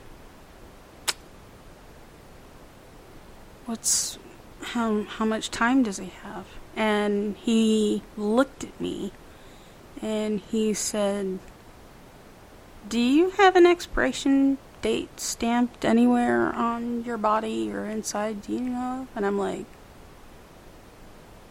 no. Why? He goes, exactly. He said, I can say you have 3 to 6 months. Or you have, a year at best. Or you have blah, blah, blah, blah, blah, blah. But I don't see an expiration date anywhere. So that's what I tell people a lot. It's like, they said I would be lucky to live to 40. Well, I made it to 40 and passed it.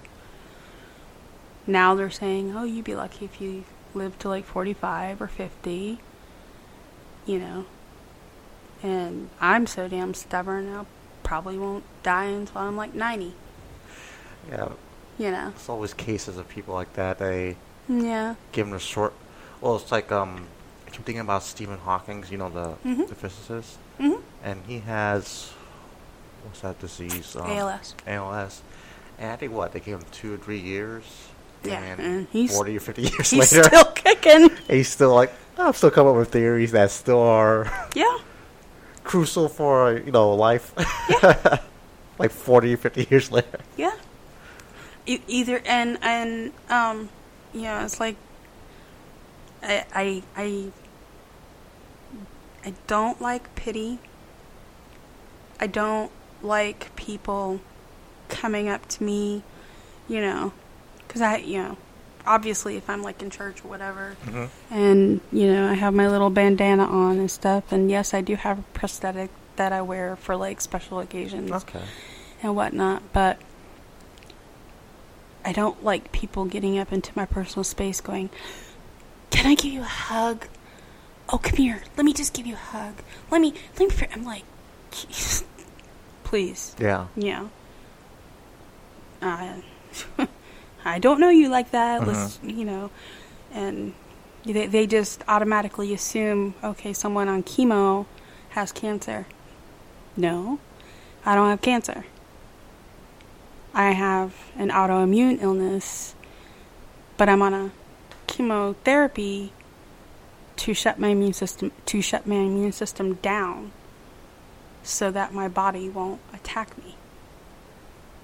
If that makes... I mean, It makes sense to me, but I don't know if it would make sense to other people. I mean, it's a horrifying disease. No body attacking you. Mm-hmm.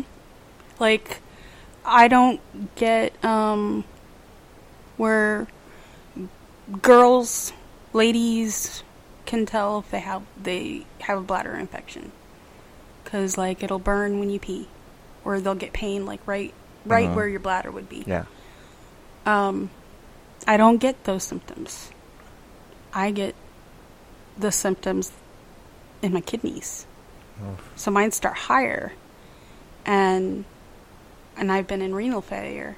And so it's like when I start getting pain in my, flanks, I have to get to the doctor quick because I might have a kidney infection. And if my kidney infection goes undetected, I can go into kidney failure. And then that was a big, huge shitstorm as it was. I really don't want to go back in renal failure again. So, yeah. It's one of those building character moments again. Wow. Yeah. But it's just, I'm very stubborn. I know my stuff. I actually bet a guy $20 because I was like, dude, you cannot get me there. He was trying to start an IV. Mm-hmm. And he's like, oh, I can get it. I'm a cocky son of a bitch. I wanted to deck him. He was so cocky. And I kept looking at my husband. I'm like, I'm going to fucking hit him. And my husband's a real chill, West Coast, dude. And he married a Southeastern, Southern Spitfire. He's like, just like, okay. I'm like, I bet you $20 you won't get it on your first try. He's like, oh, I got this. Swear to God, I should have said, show me the money. Seriously. He didn't get it. Took him 3 times, and he still couldn't get it. Then he went to the head nurse down in ICU. She came down and did it. In my neck. No, in my neck. Yeah. Yeah. At least I didn't have to be tourniqueted. You can't tourniquet a head. They just drop your stretcher down. No, seriously, they there's a thing on a stretcher that it'll put your feet up in the air and it'll drop your head down. Yeah. Yeah, they just put my head down, and that brings all the blood down into the neck. Ooh, wow. Yeah. Well, we're gonna go into we're almost 2 hours. Yeah, we're actually. Oh my gosh! Wow. Yeah. Well, we're gonna go into this part. It's these are questions I got from basically just kind of like questions you ask people to get learn more about their deeper selves. Like it's basic psychology questions, but not they're fun questions. Okay. And if you feel uncomfortable with my answer them, that's fine. You don't have to answer I'll them. say plead the fifth. Yeah, plead the fifth. But some of them are actually cute questions, and when we get towards the end of these questions, they're going to be a little bit deeper. Okay. All right. Given the choice of anyone in the world from any time period, who would you want as a dinner guest and why? As a dinner guest? Yeah. Or as a party guest or something. Who would you want to hang out with? Who would I want to hang out with? Mm-hmm. I'm like...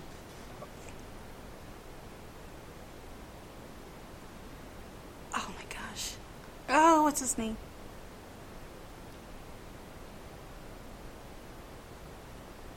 He's a tap dancer from Singing in the Rain.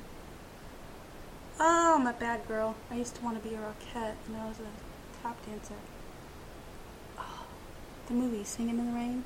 Oh, Gene Kelly. Gene Kelly. I was a dancer. Mm-hmm. For 10 years. Wow. I started in tap, ballet, jazz, and Gene Kelly. And I used to want to be Rockette. But I saw a biography or something. I think it came out like right after Gene Kelly passed away. That he was such a perfectionist when it came to getting those dance sequences down and whatnot, especially for Singing in the Rain, to the point where his feet would be bleeding and everything. And I'm the same way. Especially if I was dancing. Oh my gosh, when I was dancing, it was the same way. To the point, I'd be practicing. Same with music. If I'm handed a piece and I'm like having to do the descant, which is a different melody over the main melody, that is different from a harmony, and it's a first soprano world. But I'm just such this perfectionist, and dancing is like my first love. And I think, if memory serves, Gene Kelly was first a dancer before he was an actor. Just like Frank Sinatra was first a musician before he became an actor. So, I think Gene Kelly. Oh. Yeah, the whole 1940s, 1950s glam and all that stuff. Singing in the Rain, that's like, I actually did a number Singing in the Rain when I was like, 12, I believe. Yeah. So Gene Kelly. Gene Kelly. I know that sounds really strange, but... No, that's actually an interesting answer. Really? Yeah. Well, think about it. Some people say historians, like a historical figure or current celebrity, which I don't want to talk to any of these current celebrities, but that's actually pretty interesting, though. It actually means a lot, from that background you had. Yeah.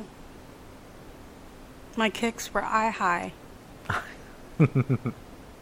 No, they were because when you point your toe, and they're straight leg kicks, and for a rockette, they have to be nose high, and I was eye high, so my kicks were higher, so which means I was more flexible, so yeah, but injured my knee my freshman year, and then it started to be kind of a pain in the...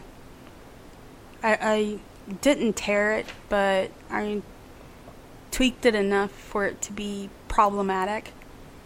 So then I went into emergency stuff and was able to squat more than 275. And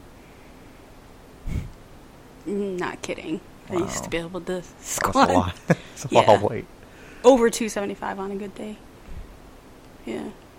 And there'd be guys looking at me going, damn! And yeah. And then I had all this junk done to my knee, and so it's all shot to hell. But yeah, Gene Kelly. Gene Kelly. That would be so awesome. Alright. What would constitute a perfect day for you? A perfect day? Yeah. A day with all three of my boys, which of course includes my husband. Mm-hmm. Pain-free. Pain-free? Pain-free. Just that type of day? Mm-hmm. All three of my boys with them. Nobody else. Pain-free. And no medicines. The thing is, when you're saying that, it kind of reminds me, how sometimes I take stuff for granted like that. Not comparing what you're going through, but last week I woke up with, my back was in pain, and throughout the day it just got worse and worse, my lower back. And I just remember I had to go sleep on the couch. I had to sleep on, basically sitting up on the couch, and I tried sleeping on the ground, and it was horrifying. It was not horrifying. It was painful. And, you know, that's just nothing compared to what you have to do. But then, like, kind of makes you think, too. It's like, we take for granted days when we're actually just healthy. Mm-hmm.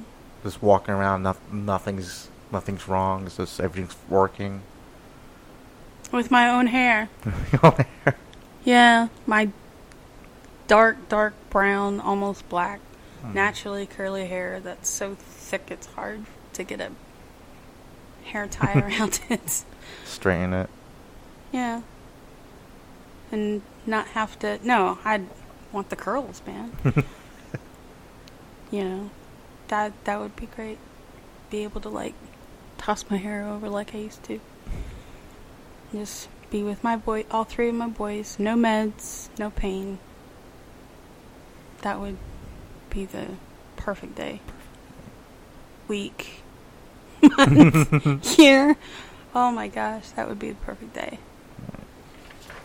Perfect day.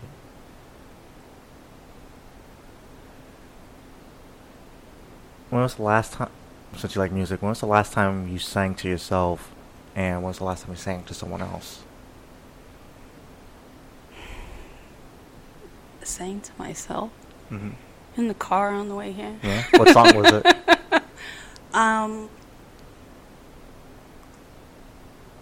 What is it? It's the song from Coyote Ugly. Oh, what's her name? I know what you talk about. Yeah. What's her name? Leanne Rimes. Yeah, Leanne Rimes. And then, to my husband. Because he was...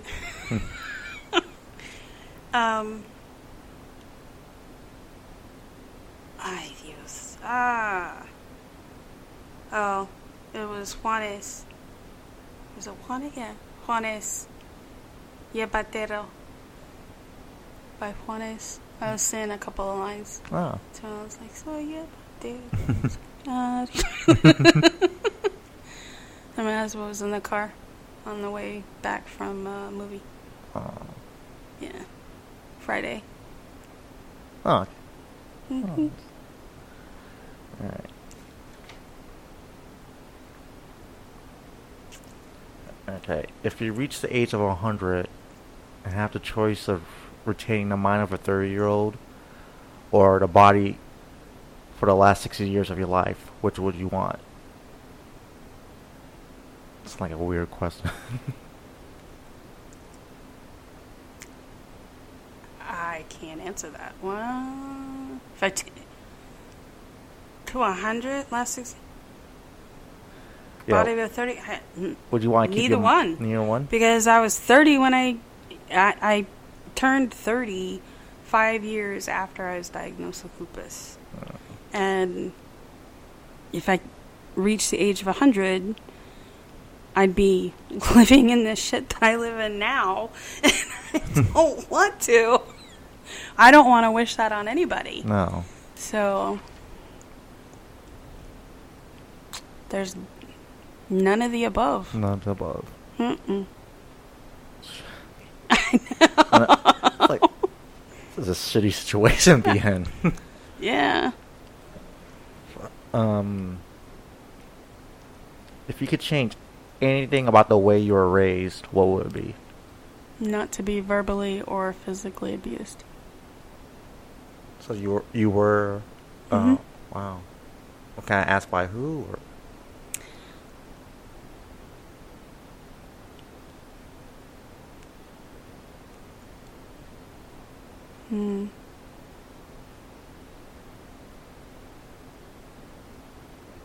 You don't have to answer. Yeah, I'm not going to answer that one. All right, we keep going. I'll just say this. My boys were in no way treated like that by me or my husband. Yeah, it's like... My boys know that I love them, that I will die for them, that I've never hit them out of anger. I've never talked down to them, never called them names, never give them a reason to go into therapy like I did. I know that they won't be anorexic, bulimic, or anything like that. So the cycle has stopped with me, I guess is a way of saying. Yeah, I kind of feel you on that one because I think we come from a good family. I know one day when I do have kids, that's one thing I would guarantee. Like, that's not, they will never know anything like that. Yeah. Like, nothing, only will know is love, and that's it. Yeah. Well, never the nightmares. I mean, my oldest son saw me get really pissed, and I'm a thrower. Like, closest thing to me, I'll, wah, you know. And the closest thing to me was a clock, like an digital alarm clock. And I was, oh man, I don't know what pissed me off. And my husband was on deployment. It was right after 9/11, so, you know, they like, hurry up and got their asses out there. And I was under a lot of stress, and I was working, and I was going to school, and I was taking care of 2 kids. And something just set me off, and the closest thing to me was a digital alarm clock. And when I just said some type of expletive and threw the alarm clock, almost put a hole in the wall, and it like shattered on my son's bedroom floor. And in the corner of my eye, I saw my son. And he saw me explode.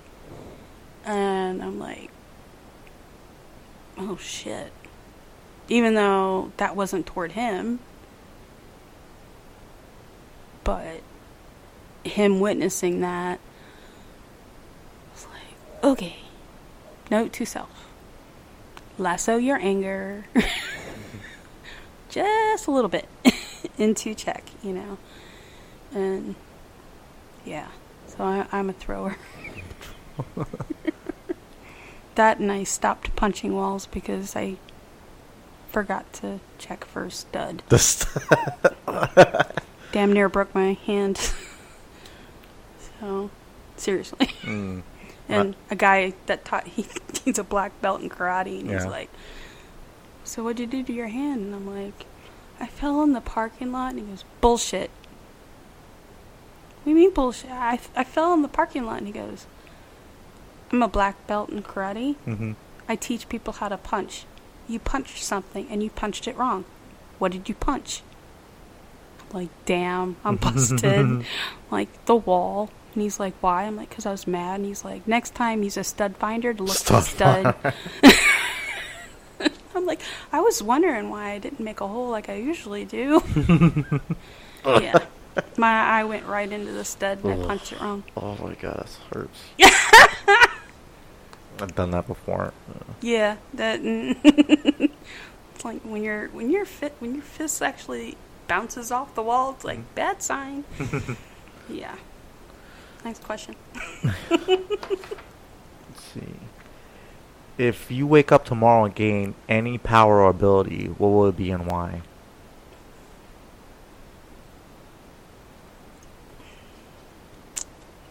Any power or ability? Oh, God.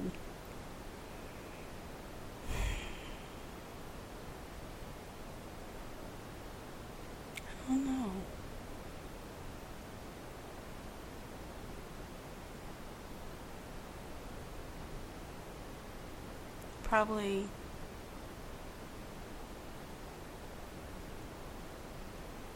Probably the ability to be able to let things go and let things roll off my back and not be so sensitive and not be so guarded because I'm so sensitive. Yeah. So probably to be able to just have friends of mine that are, you know, if, someone doesn't, oh, well, fuck them. Like, yeah, but that's you and I'm me. I'm made differently. And, it's just to not be so sensitive. I don't know if that would be a... No, I feel like that some ways too. Good example is I went on a second date with this girl last week, and everything up to the day I thought was going well. Then second date could tell she lost interest, and my friend told me I should text her, but now it's kind of like I kind of made an effort letting her know how I feel, but then I'm afraid to text her too because like I don't want to be given the bad news, or be told why, or be let down. Yeah. Or given a run around. And then at the same time, you're sitting there going, okay, what was it that I did that, why didn't she call, Yeah. And what did I say? Yeah, did I do something wrong? You just sit there and you play that reel in your brain. And yeah, same with me. It's like I sit there and I'm like, okay, I'm around people that know me, but they're not talking to me. Okay, so, I know I'm wearing deodorant. I know I'm wearing the T-shirt. I'm wearing, I'm doing all the stuff that popular kids or whatever. All that. It's like, okay, so why aren't they talking to me? Or why aren't, all right. Daddy's face is, looking like he's getting mad. Okay, am I making him mad? What did she, so it's that reel of, I just really would like to not be so sensitive. That way I can let my guard down a lot easier. Because like when I first enabled to, for people to, like, this is different. This is definitely my guard's down. Mm-hmm. But I usually have a very big wall. I'm usually not this open. But when it's questions like about my disease and things like that, it's like a lot of people don't know about lupus. No, I didn't really know about. Some people hadn't even heard of it. Yeah. And I'm just like, I've got one T-shirt that says, "Do I look sick?" And it's written in question form. Mm-hmm. Do I look sick? And then it says, "Do you look stupid?" Looks can be deceiving. So, wow. And it's a lupus awareness T-shirt. That's actually a pretty funny shirt, though. You're an idiot. Basically. It says, "Do I look sick?" Why are you asking obvious questions? No. Do you look stupid? Yeah. Next question.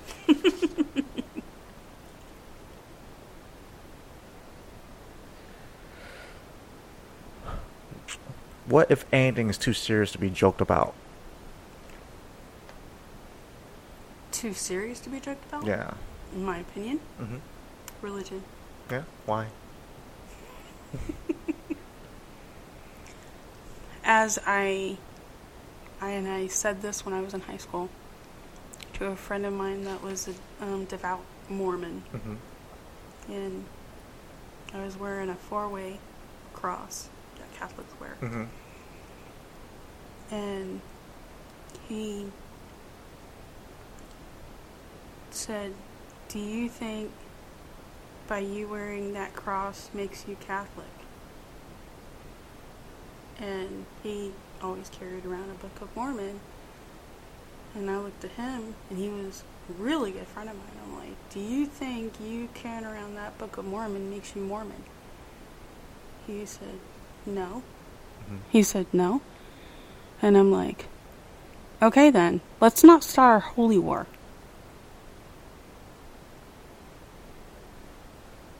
And he was like, "All right." And it was basically, he's not going to sway me, mm-hmm. and I'm not going to try and sway him. I'm going to respect his beliefs.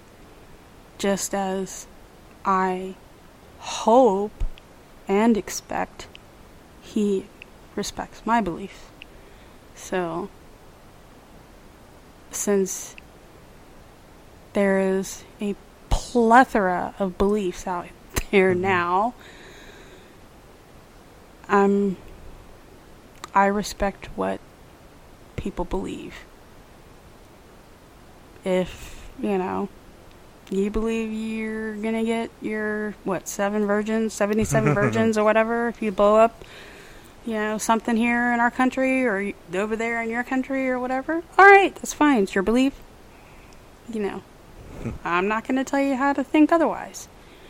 If I believe that, I'm doing a rosary, all that stuff, or, a novena to a saint, if that's my belief.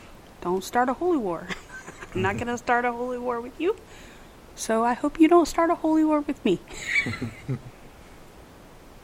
There you go. There we go. Yeah.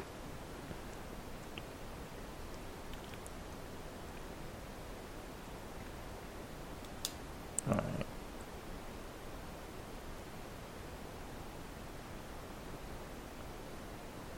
If you could travel into time, either the future or the past, what would it be?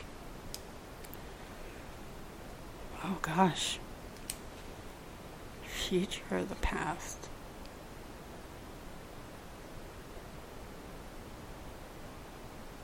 I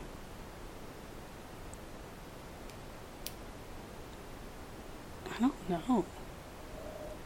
I want to say past, like the 40s and stuff, but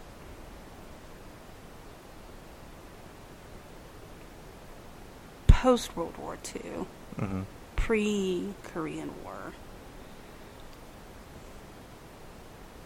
What was that called? A golden era? The baby boomers. Yeah, the baby boomers. Probably because of its, it was still Hollywood and radio. There was no television. There were no computers. And if there was a computer, it was a really big one, and you couldn't massive one. Have it in your house. There was no social media. Everything was, handmade. And I'm the old soul in my family because, I make quilts and I crochet and I make homemade jams and apple butter. Homemade stuff, and the way that my grandmama made from Memphis. And my daddy gave me her canning pot, and he says, because he grew up picking cotton, he says 100 pounds of cotton will get you $3. 100 So post World War II, pre-Korean War. Pre-Korean. Yeah. When was the first time you fell in love, and what happened? First time I fell in love. Oof. That was my oldest son's father.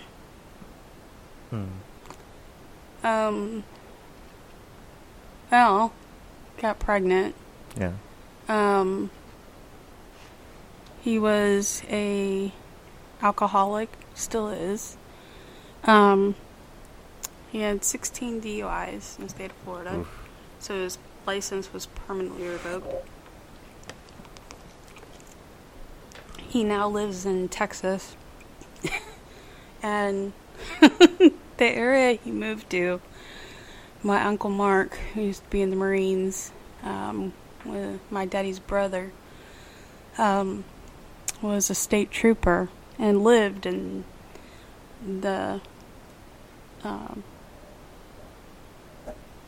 Garland, which was 30 minutes away from where his dad lived.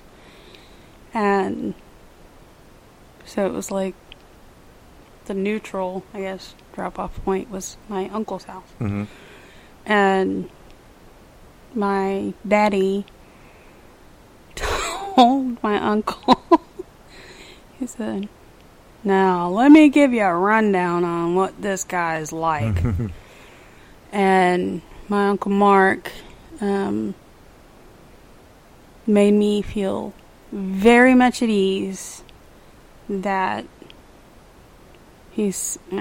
Daddy said that Uncle Mark told me to let you know that if he even remotely gets the suspicion that he has been drinking, he will arrest him on the spot. And I sat there on the other end of the line going, "Go, Uncle Mark!" Like, finally, a proud moment in my family where I'm like, I'm glad to say I'm related to you.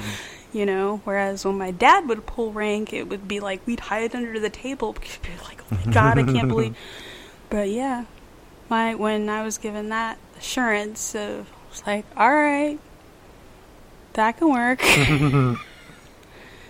So, I can't remember what the question was. So, when was the first time you fell in love? Yeah, So the first him.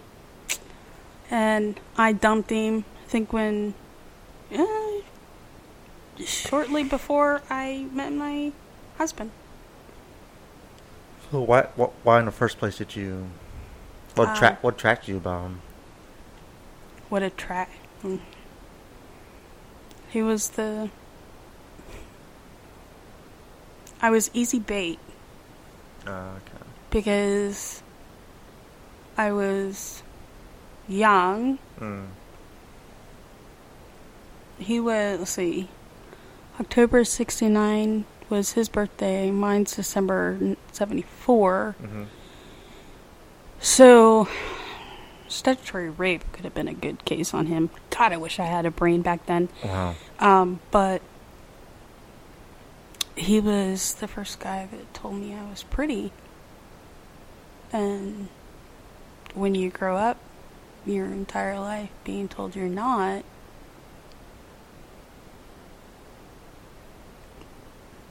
when you finally get the first affirmation of you are, cling. And that was, I guess, the bait. And then it took, I had our son, and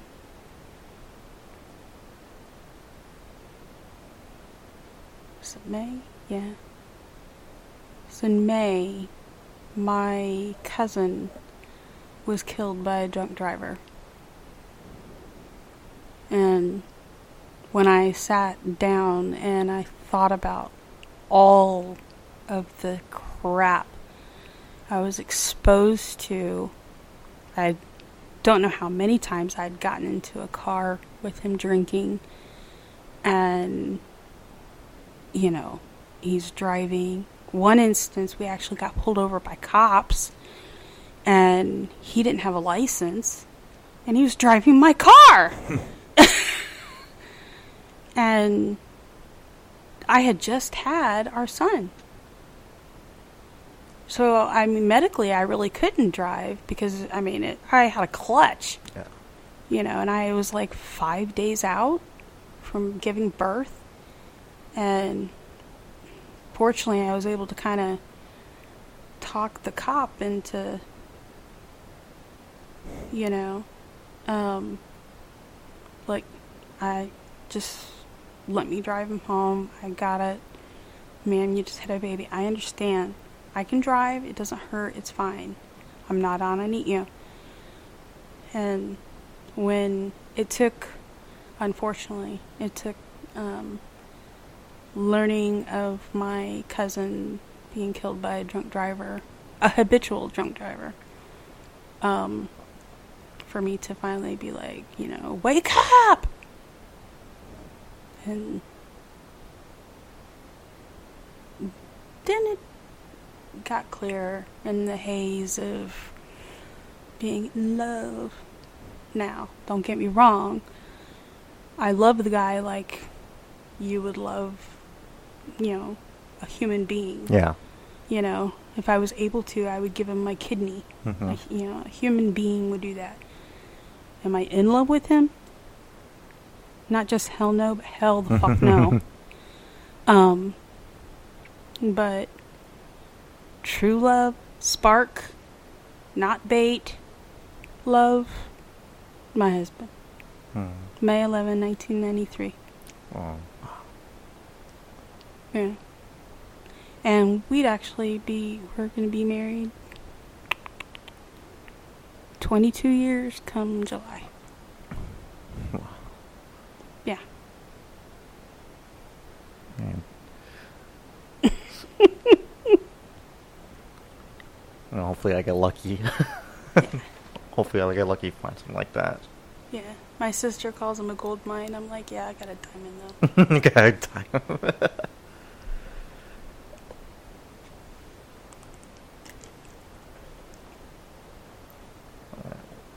What's the most embarrassing moment in your life? Most embarrassing moment? Mm-hmm.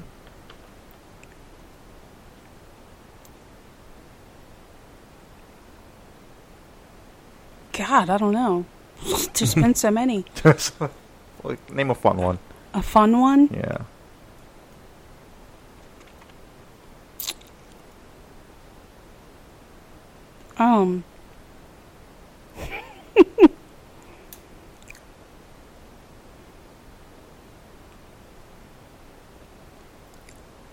Oh God, that's hard.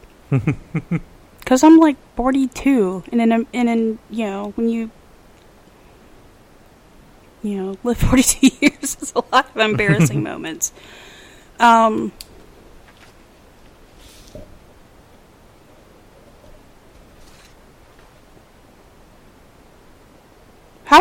about I tell you about me actually almost getting security called on me for about to beat the shit out of some guy who was 6'5". I can answer that. Okay, yeah. I can't answer embarrassing because I can't.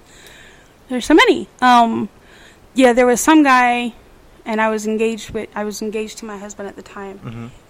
and my friend was meeting up with her friend at the barracks at NAS Jackson. It was after hours, and apparently, her boyfriend and the driver was like, "Yeah, there's gonna be another girl coming. There's gonna be another girl." Well, dude didn't know it was gonna be me, and he didn't know that I was engaged. And I mean, I'm not a supermodel, but at the same time, I'm not, ugly either. Yeah. And this guy, he was acting like a total ass. And I was an EMT, so,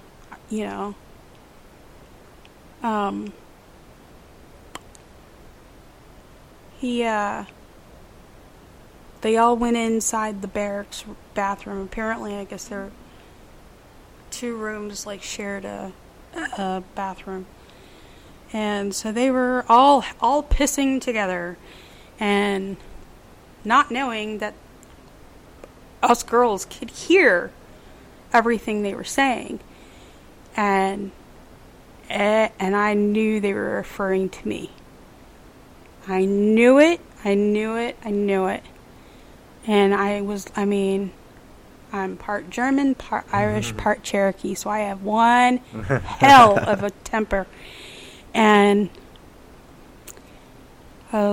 my friend was just like, please just stay. Please just stay. I'm like, all right, but the first time I'm leaving. And she's like, okay. 10 minutes after it had been 10 minutes about. First time pops up. I'm like, that's it. I'm out. Boom. And I was out the door. And I had to hike all the way to my car, wherever I was parked. And the whole time, her boyfriend was chasing after me in his car. And he's yelling out the window. He's like, Rebecca, will you stop? Will you stop? Will you stop? Just stop. And I'm like, no. And I'm screaming. It's like after midnight on base. And I'm screaming. He finally talked me into back. I said, the next time he says something out of turn or whatever, I'm going to punch him. And he's like, I know you will. Just please. And he's from Texas. He gets it. And wouldn't you know it, I hadn't been in there but like 5 minutes. And I got up, and them barracks doors are heavy. And I opened that door, and I pulled it so hard. It slammed so hard, it shook the building. And all of a sudden, his friends come out, and the guy, along with my girlfriend. And he gets in my face, and he's 6'5". And so I'm looking up at him, like, with my chin up, and I'm like, you think that I'm afraid of you? I'm like, and I was raised by a sailor who became an officer, married to a sailor. I know how to cuss. Yeah. And I used it as a pronoun, noun, adjective, verb, adverb, prepositional phrase. You name it. And I was just like, the last line I said to him was, dude, I can squat over 275. Don't think I can't slam your ass. I said, so try me. That's when my girlfriend's boyfriend grabbed me one arm, another two grabbed me by the other arm. They were pulling me off because I was about to lunge at him. And they pulled me off, and they basically, I'm trying to get at the guy. Yeah. And they were worried about security because it was an all-male barracks. And so they stuffed me in the car, and they're trying to keep me. And I'm like, no. And I'm trying to get out because I'm wanting to beat his ass. And I'm like, look here, you motherfucker. My dad's a freaking gunner. He's gonna take your career and fly. I'm like, come on, bring it on. I was just like, and they're like, will you shut up. And yeah, I almost had security called on me. But yeah, 6'5". I think he was probably about 275. And yeah. And then he was like, yeah, try and fuck up my career, baby. I'm out in 2 weeks. And I'm like, yeah, but it's going to be the most miserable 2 weeks you'll ever have.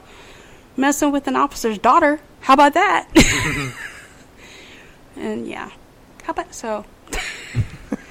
So I don't know if you would call that embarrassing. That was a fun story, though. Yeah, it's a fun story. Okay, now, what's the most terrifying moment in your life?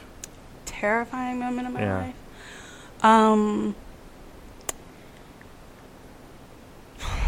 Actually, it's a toss-up. Telling my parents I was pregnant. Mm-hmm. And that actually turned out good in the long run. But having 15 minutes to grapple, is that the word? Grapple? What was it mean? Grasp with the knowledge that when you wake up from the surgery, you former dancer, soccer player, performer, blah, blah, blah, you will have no leg. Because with that fourth surgery for that fem pop on the artery in my knee, that was my surgeon with the beautiful blue eyes. He looked at me and said, I'm going to try and save your leg. And I had 15 minutes of And I had, at the time, let's see, that was 2000, so Nick was 3.5. 3. He had just turned 3. Nick was 3, so CJ was 8. And my husband was deployed. And it would have been above the knee amputation. Oh. So it would have been I would have to relearn how to walk. Screw trying to relearn how to dance, but I would have to relearn how to walk because, again, education into my disease. If it was below the knee, those are easier because you have the joint, so you are easier to walk afterwards. Above the knee, you're missing the knee, so you have to relearn how to walk because now you're walking with your hip as your main joint. Your knee joint is also prosthetic. So, and since I used to be a dancer and soccer player, and I had 2 small children, and my husband was deployed. And then, of course, being conscious when I was wheeled into the OR and seeing all the power tools ready to chop my leg off. Yeah. That was terrifying. Oh my God. Well, it's lucky it didn't happen, but man, what? Welcome to my world. So lucky that it happened, though. Alright. Have you ever had a spiritual or profound experience? Mm-hmm. What was it? When they went to do the first surgery on my leg,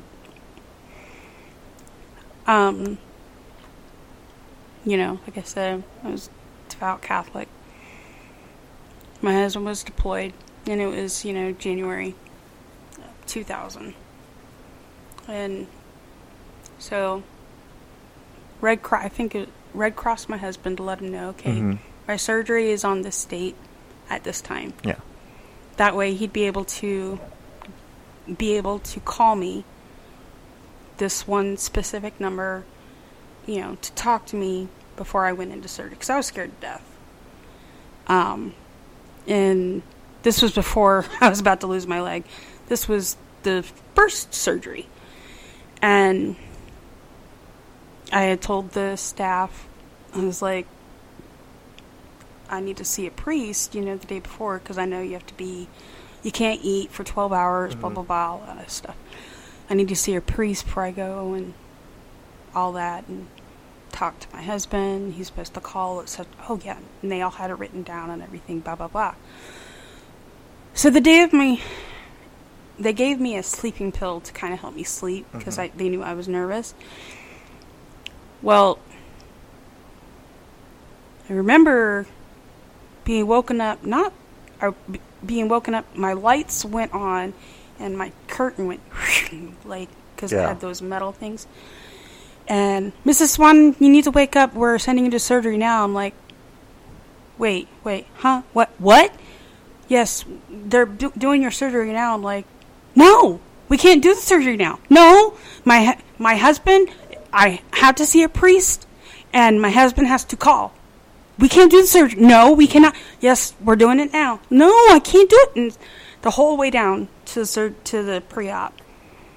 So I was like freaked that I couldn't see a priest. Freaked that I hadn't talked to my husband. So I already saw my baby. So I wanted to talk to my husband. And I was in pre-op, and lady there, I can't think of her name, but she had gorgeous green eyes. And I was like, I need to see a priest. And I kept hitting the call bell button, whoever. I'm like, I just want to see a priest. I can understand I can't talk to my husband. He's in the middle of the Gulf, but I just want to see a priest. And this nurse comes in, and she gave me this rosary from Medjugorje. And she goes, I'm going to give you this. It was blessed in Medjugorje. And we're going to try and get you a priest, but I can't make any guarantees, but this is mine. I want you to have it. I'm like, well, this is okay. Got it. So I started saying the rosary, and I think I was like the second or third 10 Hail Marys. So basically, it's called decade, second or third decade into it, and I hear knock knock. This is you needed to see a priest, and I'm like, yeah. Hi, can I come in? I'm like, okay. And walk in. It was a priest, and I'm like, okay. And so I got to see a priest and couldn't take communion because I was NPO, but he gave me spiritual one and anointed me and everything. And then he left, and I continued on with, the rosary. I was just trying to calm myself down and everything. And I was almost done, and all of a sudden the curtain rips open. Mrs. Swan, your husband's on the phone! And I'm like, what? And I get on, they bring a phone to me, and he was like, babe, is that you? Yes. Babe, what's going on? And I'm like, they're taking me in now. And he's like, what do you mean they're taking you in now? And I'm like, they're doing the surgery now. They bumped me up. And he goes, well, I'm glad I'm calling you now. And I'm like, well, why did you call now? He goes, well, my chief just came to me and said that I'm going to have to call you now because I'm not going to have the opportunity to call you later when I'm right before your surgery. And I looked down at my rosary that she handed me, and then I looked up, and I'm like, you're really good. You're really, really good. Because, it was just like halfway through the rosary, I got the priest. Yeah. Almost done with the rosary, I got my husband on the phone. From the Gulf, on a satellite phone. So, yeah. And it was just like... The moments before the surgery. Minutes. Like, they were about to push the I'm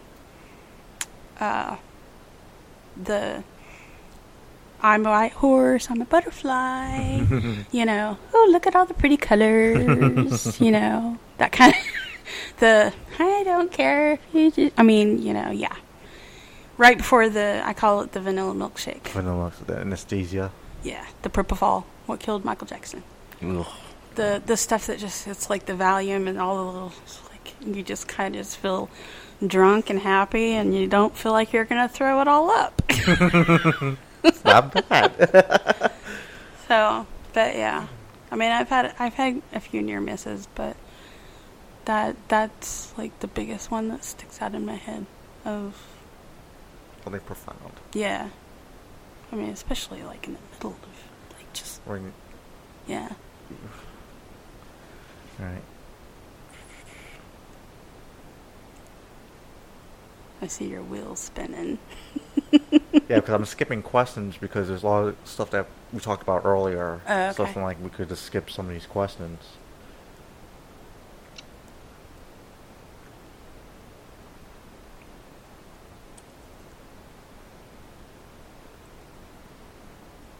Right. Is there something you dreamed of doing for a long time, and why haven't you done it yet? Something I've dreamed of doing for a long time. Going on Broadway. Being a performer on Broadway. Have you ever been to Broadway? No, I've never been to New York. I've always, and I have like the perfect birthday to go to New York. Because I'm December 29th. Oh. So, like all the Christmas See the lights and Rockettes? yes, the Rockettes, and it's like, I don't know if I have the voice, I definitely don't have I don't have the body of a dancer like I used to. I don't have I might not have a voice or the part, but just like walk into like Radio City Music Hall and just look around, or go to the Ryman Auditorium. And I've been to the Ryman, but I've never been to New York. But just to be on Broadway. And I don't know, not do Phantom of the Opera or anything like that, but maybe like Les Miserables. No, I think more Chicago. Mm-hmm. Because it's, I don't know, it's actually funnier. It's actually funnier. Its premise is a lot funnier than, Phantom of the Opera. No, that you need some serious pipes for Phantom of the Opera or Les Mis. But like, and God, not Oklahoma. Oh no, no. But something like Chicago or oh gosh, there's a new one out now. Rent. Rent, yeah. I would love to do Rent. Rent would be cool. Or shoot, American Idiot. Oh, yeah, the Green Day one. Yeah, love to do American Idiot. But yeah, go to Broadway. And the only thing that's stopping me is lupus. So does that keep you from traveling now? Or? Yes and no. Mm-hmm.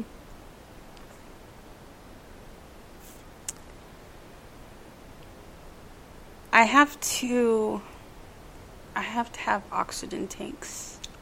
Oh, okay. So it's like they have to like know ahead of time, and it's a lot of pomp and circumstance to go with it. So international, I wouldn't be able to fly O2 tanks. Pretty positive I can't fly O2 tanks overseas. But if it's a domestic flight, I like to drive everywhere. And in all honesty, I have more control over it, and I'm not phobic of it. Mm-hmm. I need a lot of liquor and a lot of Valium to get me Stay on on a the point. jetway of an airplane. And that was before terrorists. Yeah.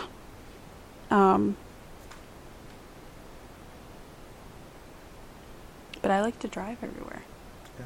You get to see more of the country that way. Yeah, I took 2 road trips across the United States, and I'll make a 3rd one soon. Going to what do you call it?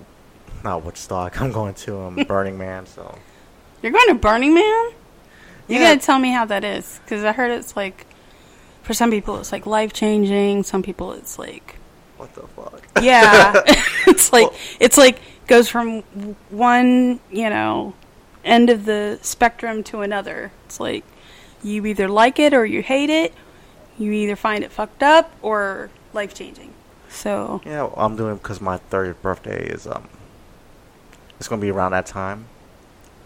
And you're a baby. Oh my god, I've been sitting here talking to a baby. yeah, I'm still young, but I had interesting past couple of years, and some of it was rough. I deal with a lot of some tragedy, and now it's like, alright, I'm gonna do this. I'm gonna keep continuing go on my adventures, and this is the next adventure. Yeah, when I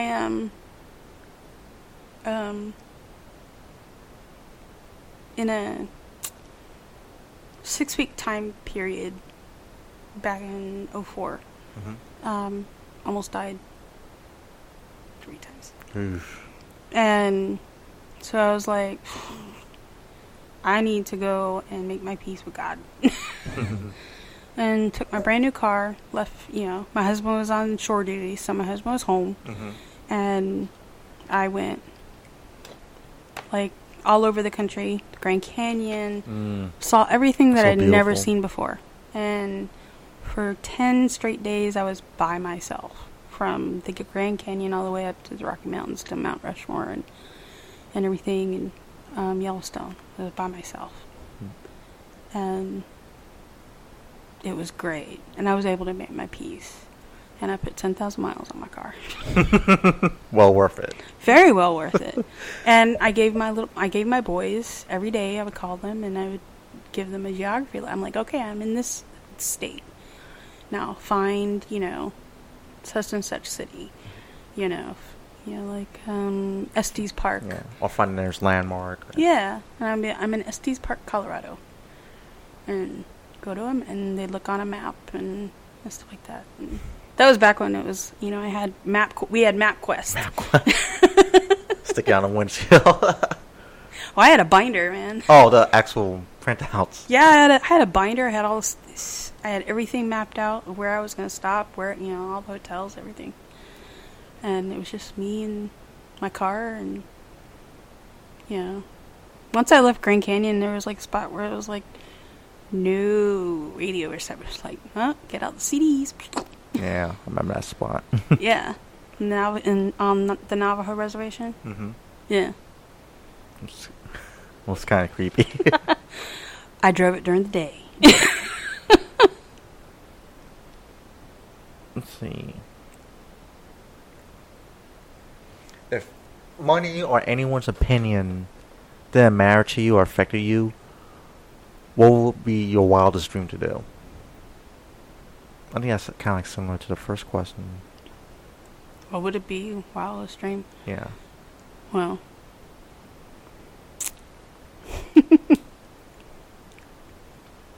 instead of going to Broadway, Mm-hmm.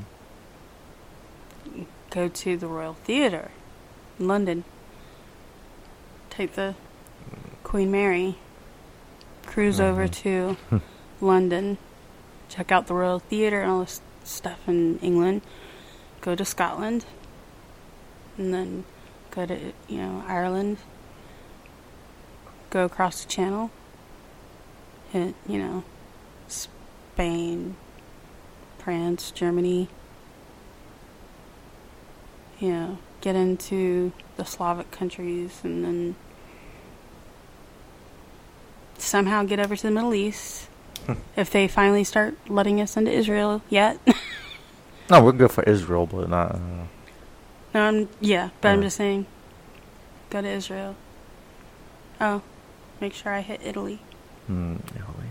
Yeah, go see the Pope.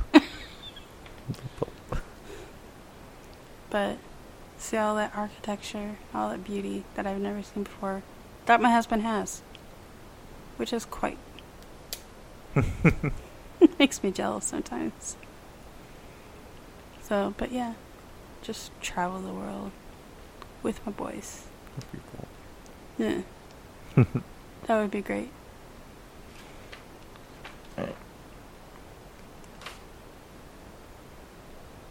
What is your most treasured memory? Most treasured memory? Mm-hmm.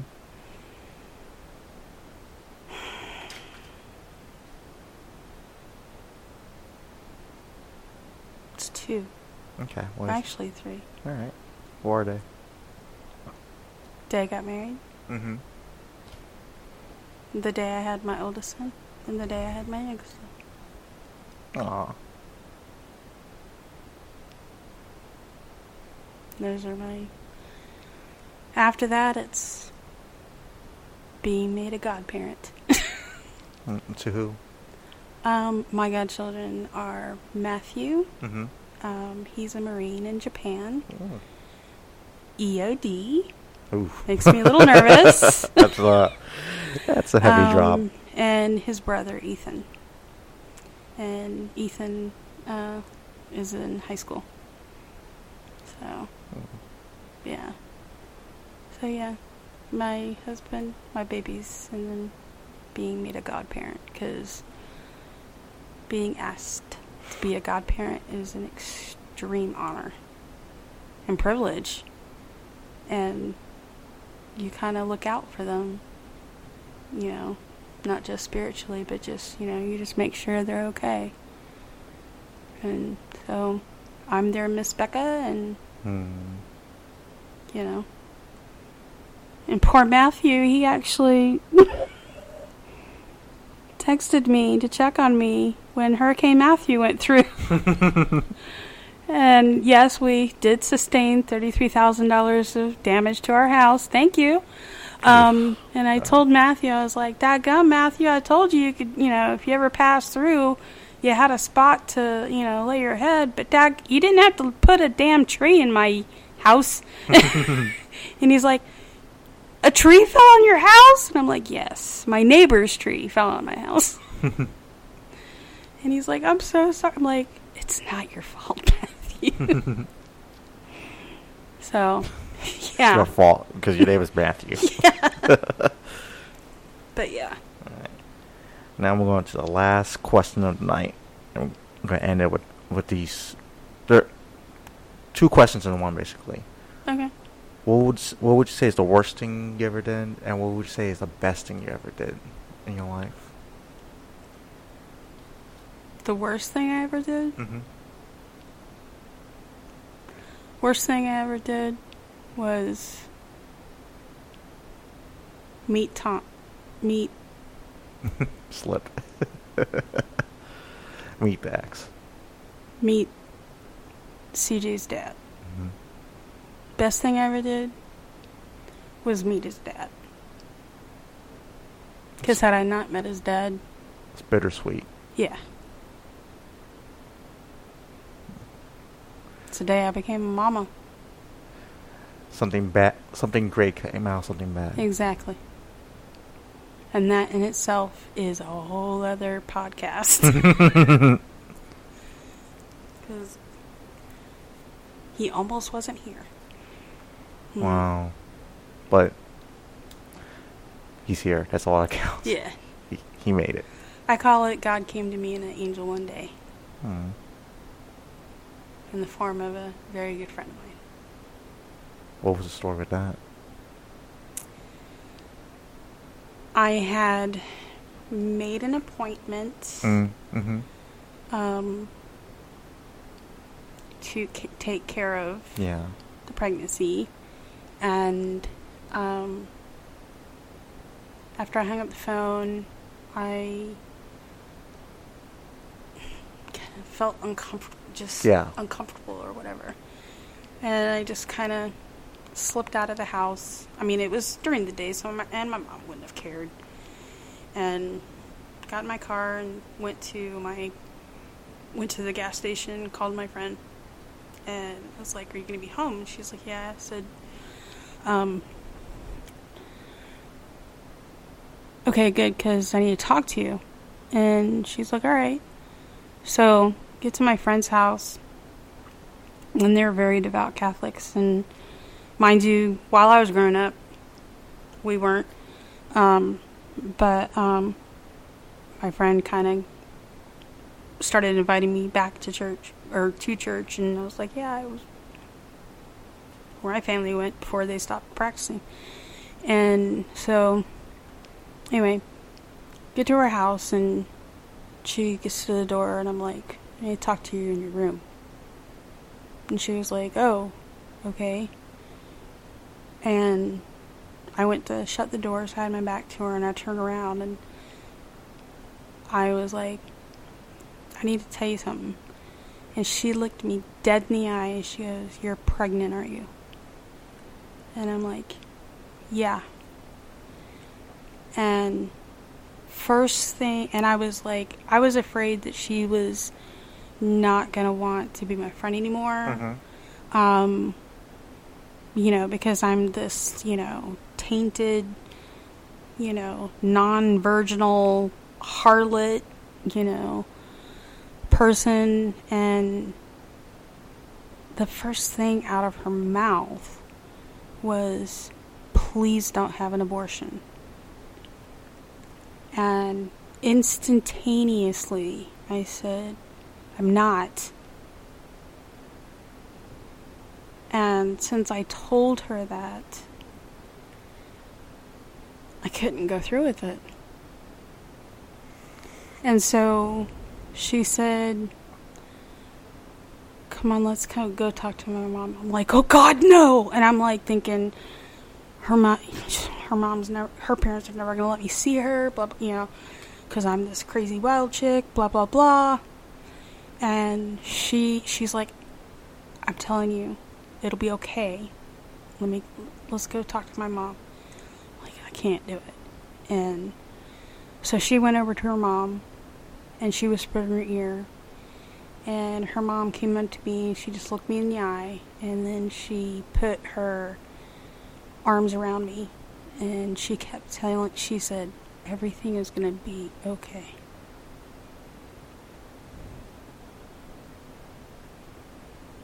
Maybe hard. Yeah. And I think there's still cracks in the walls of my dad finding out of how loud he yelled when he finally found out. But yeah. So I call it God came to me in an angel one day. So the worst thing I ever did was meet him, and the best thing I ever did was meet him. And the best part is CJ looks just like me. All right. So. On that, I want to thank you for your time. We've been like 3 hours and 13 minutes. Gosh, I'm sorry. I'm such a motor mouth. Oh, no. This is good. This is like a great first time doing this. I got what I want out of it. Like, thank you for opening up. Hopefully when people listen to this, because the whole purpose behind this is just kind of like project behind empathy. And this kind of so people that every person's in the universe. And you just need to sit down and listen to them. Yeah. There's a lot of people that they don't understand me, and or looks can be deceiving, I guess. Yeah. And it's like, be guarded, educate yourself, don't judge, be honest. Yeah.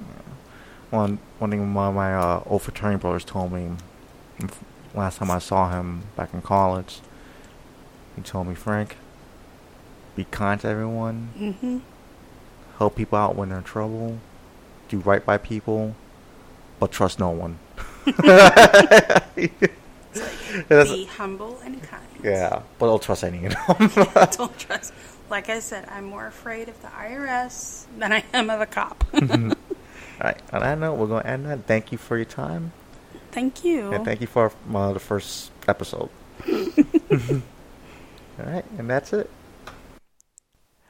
Alright guys, thank you for listening to the first episode and to my weird New York/Floridian accent.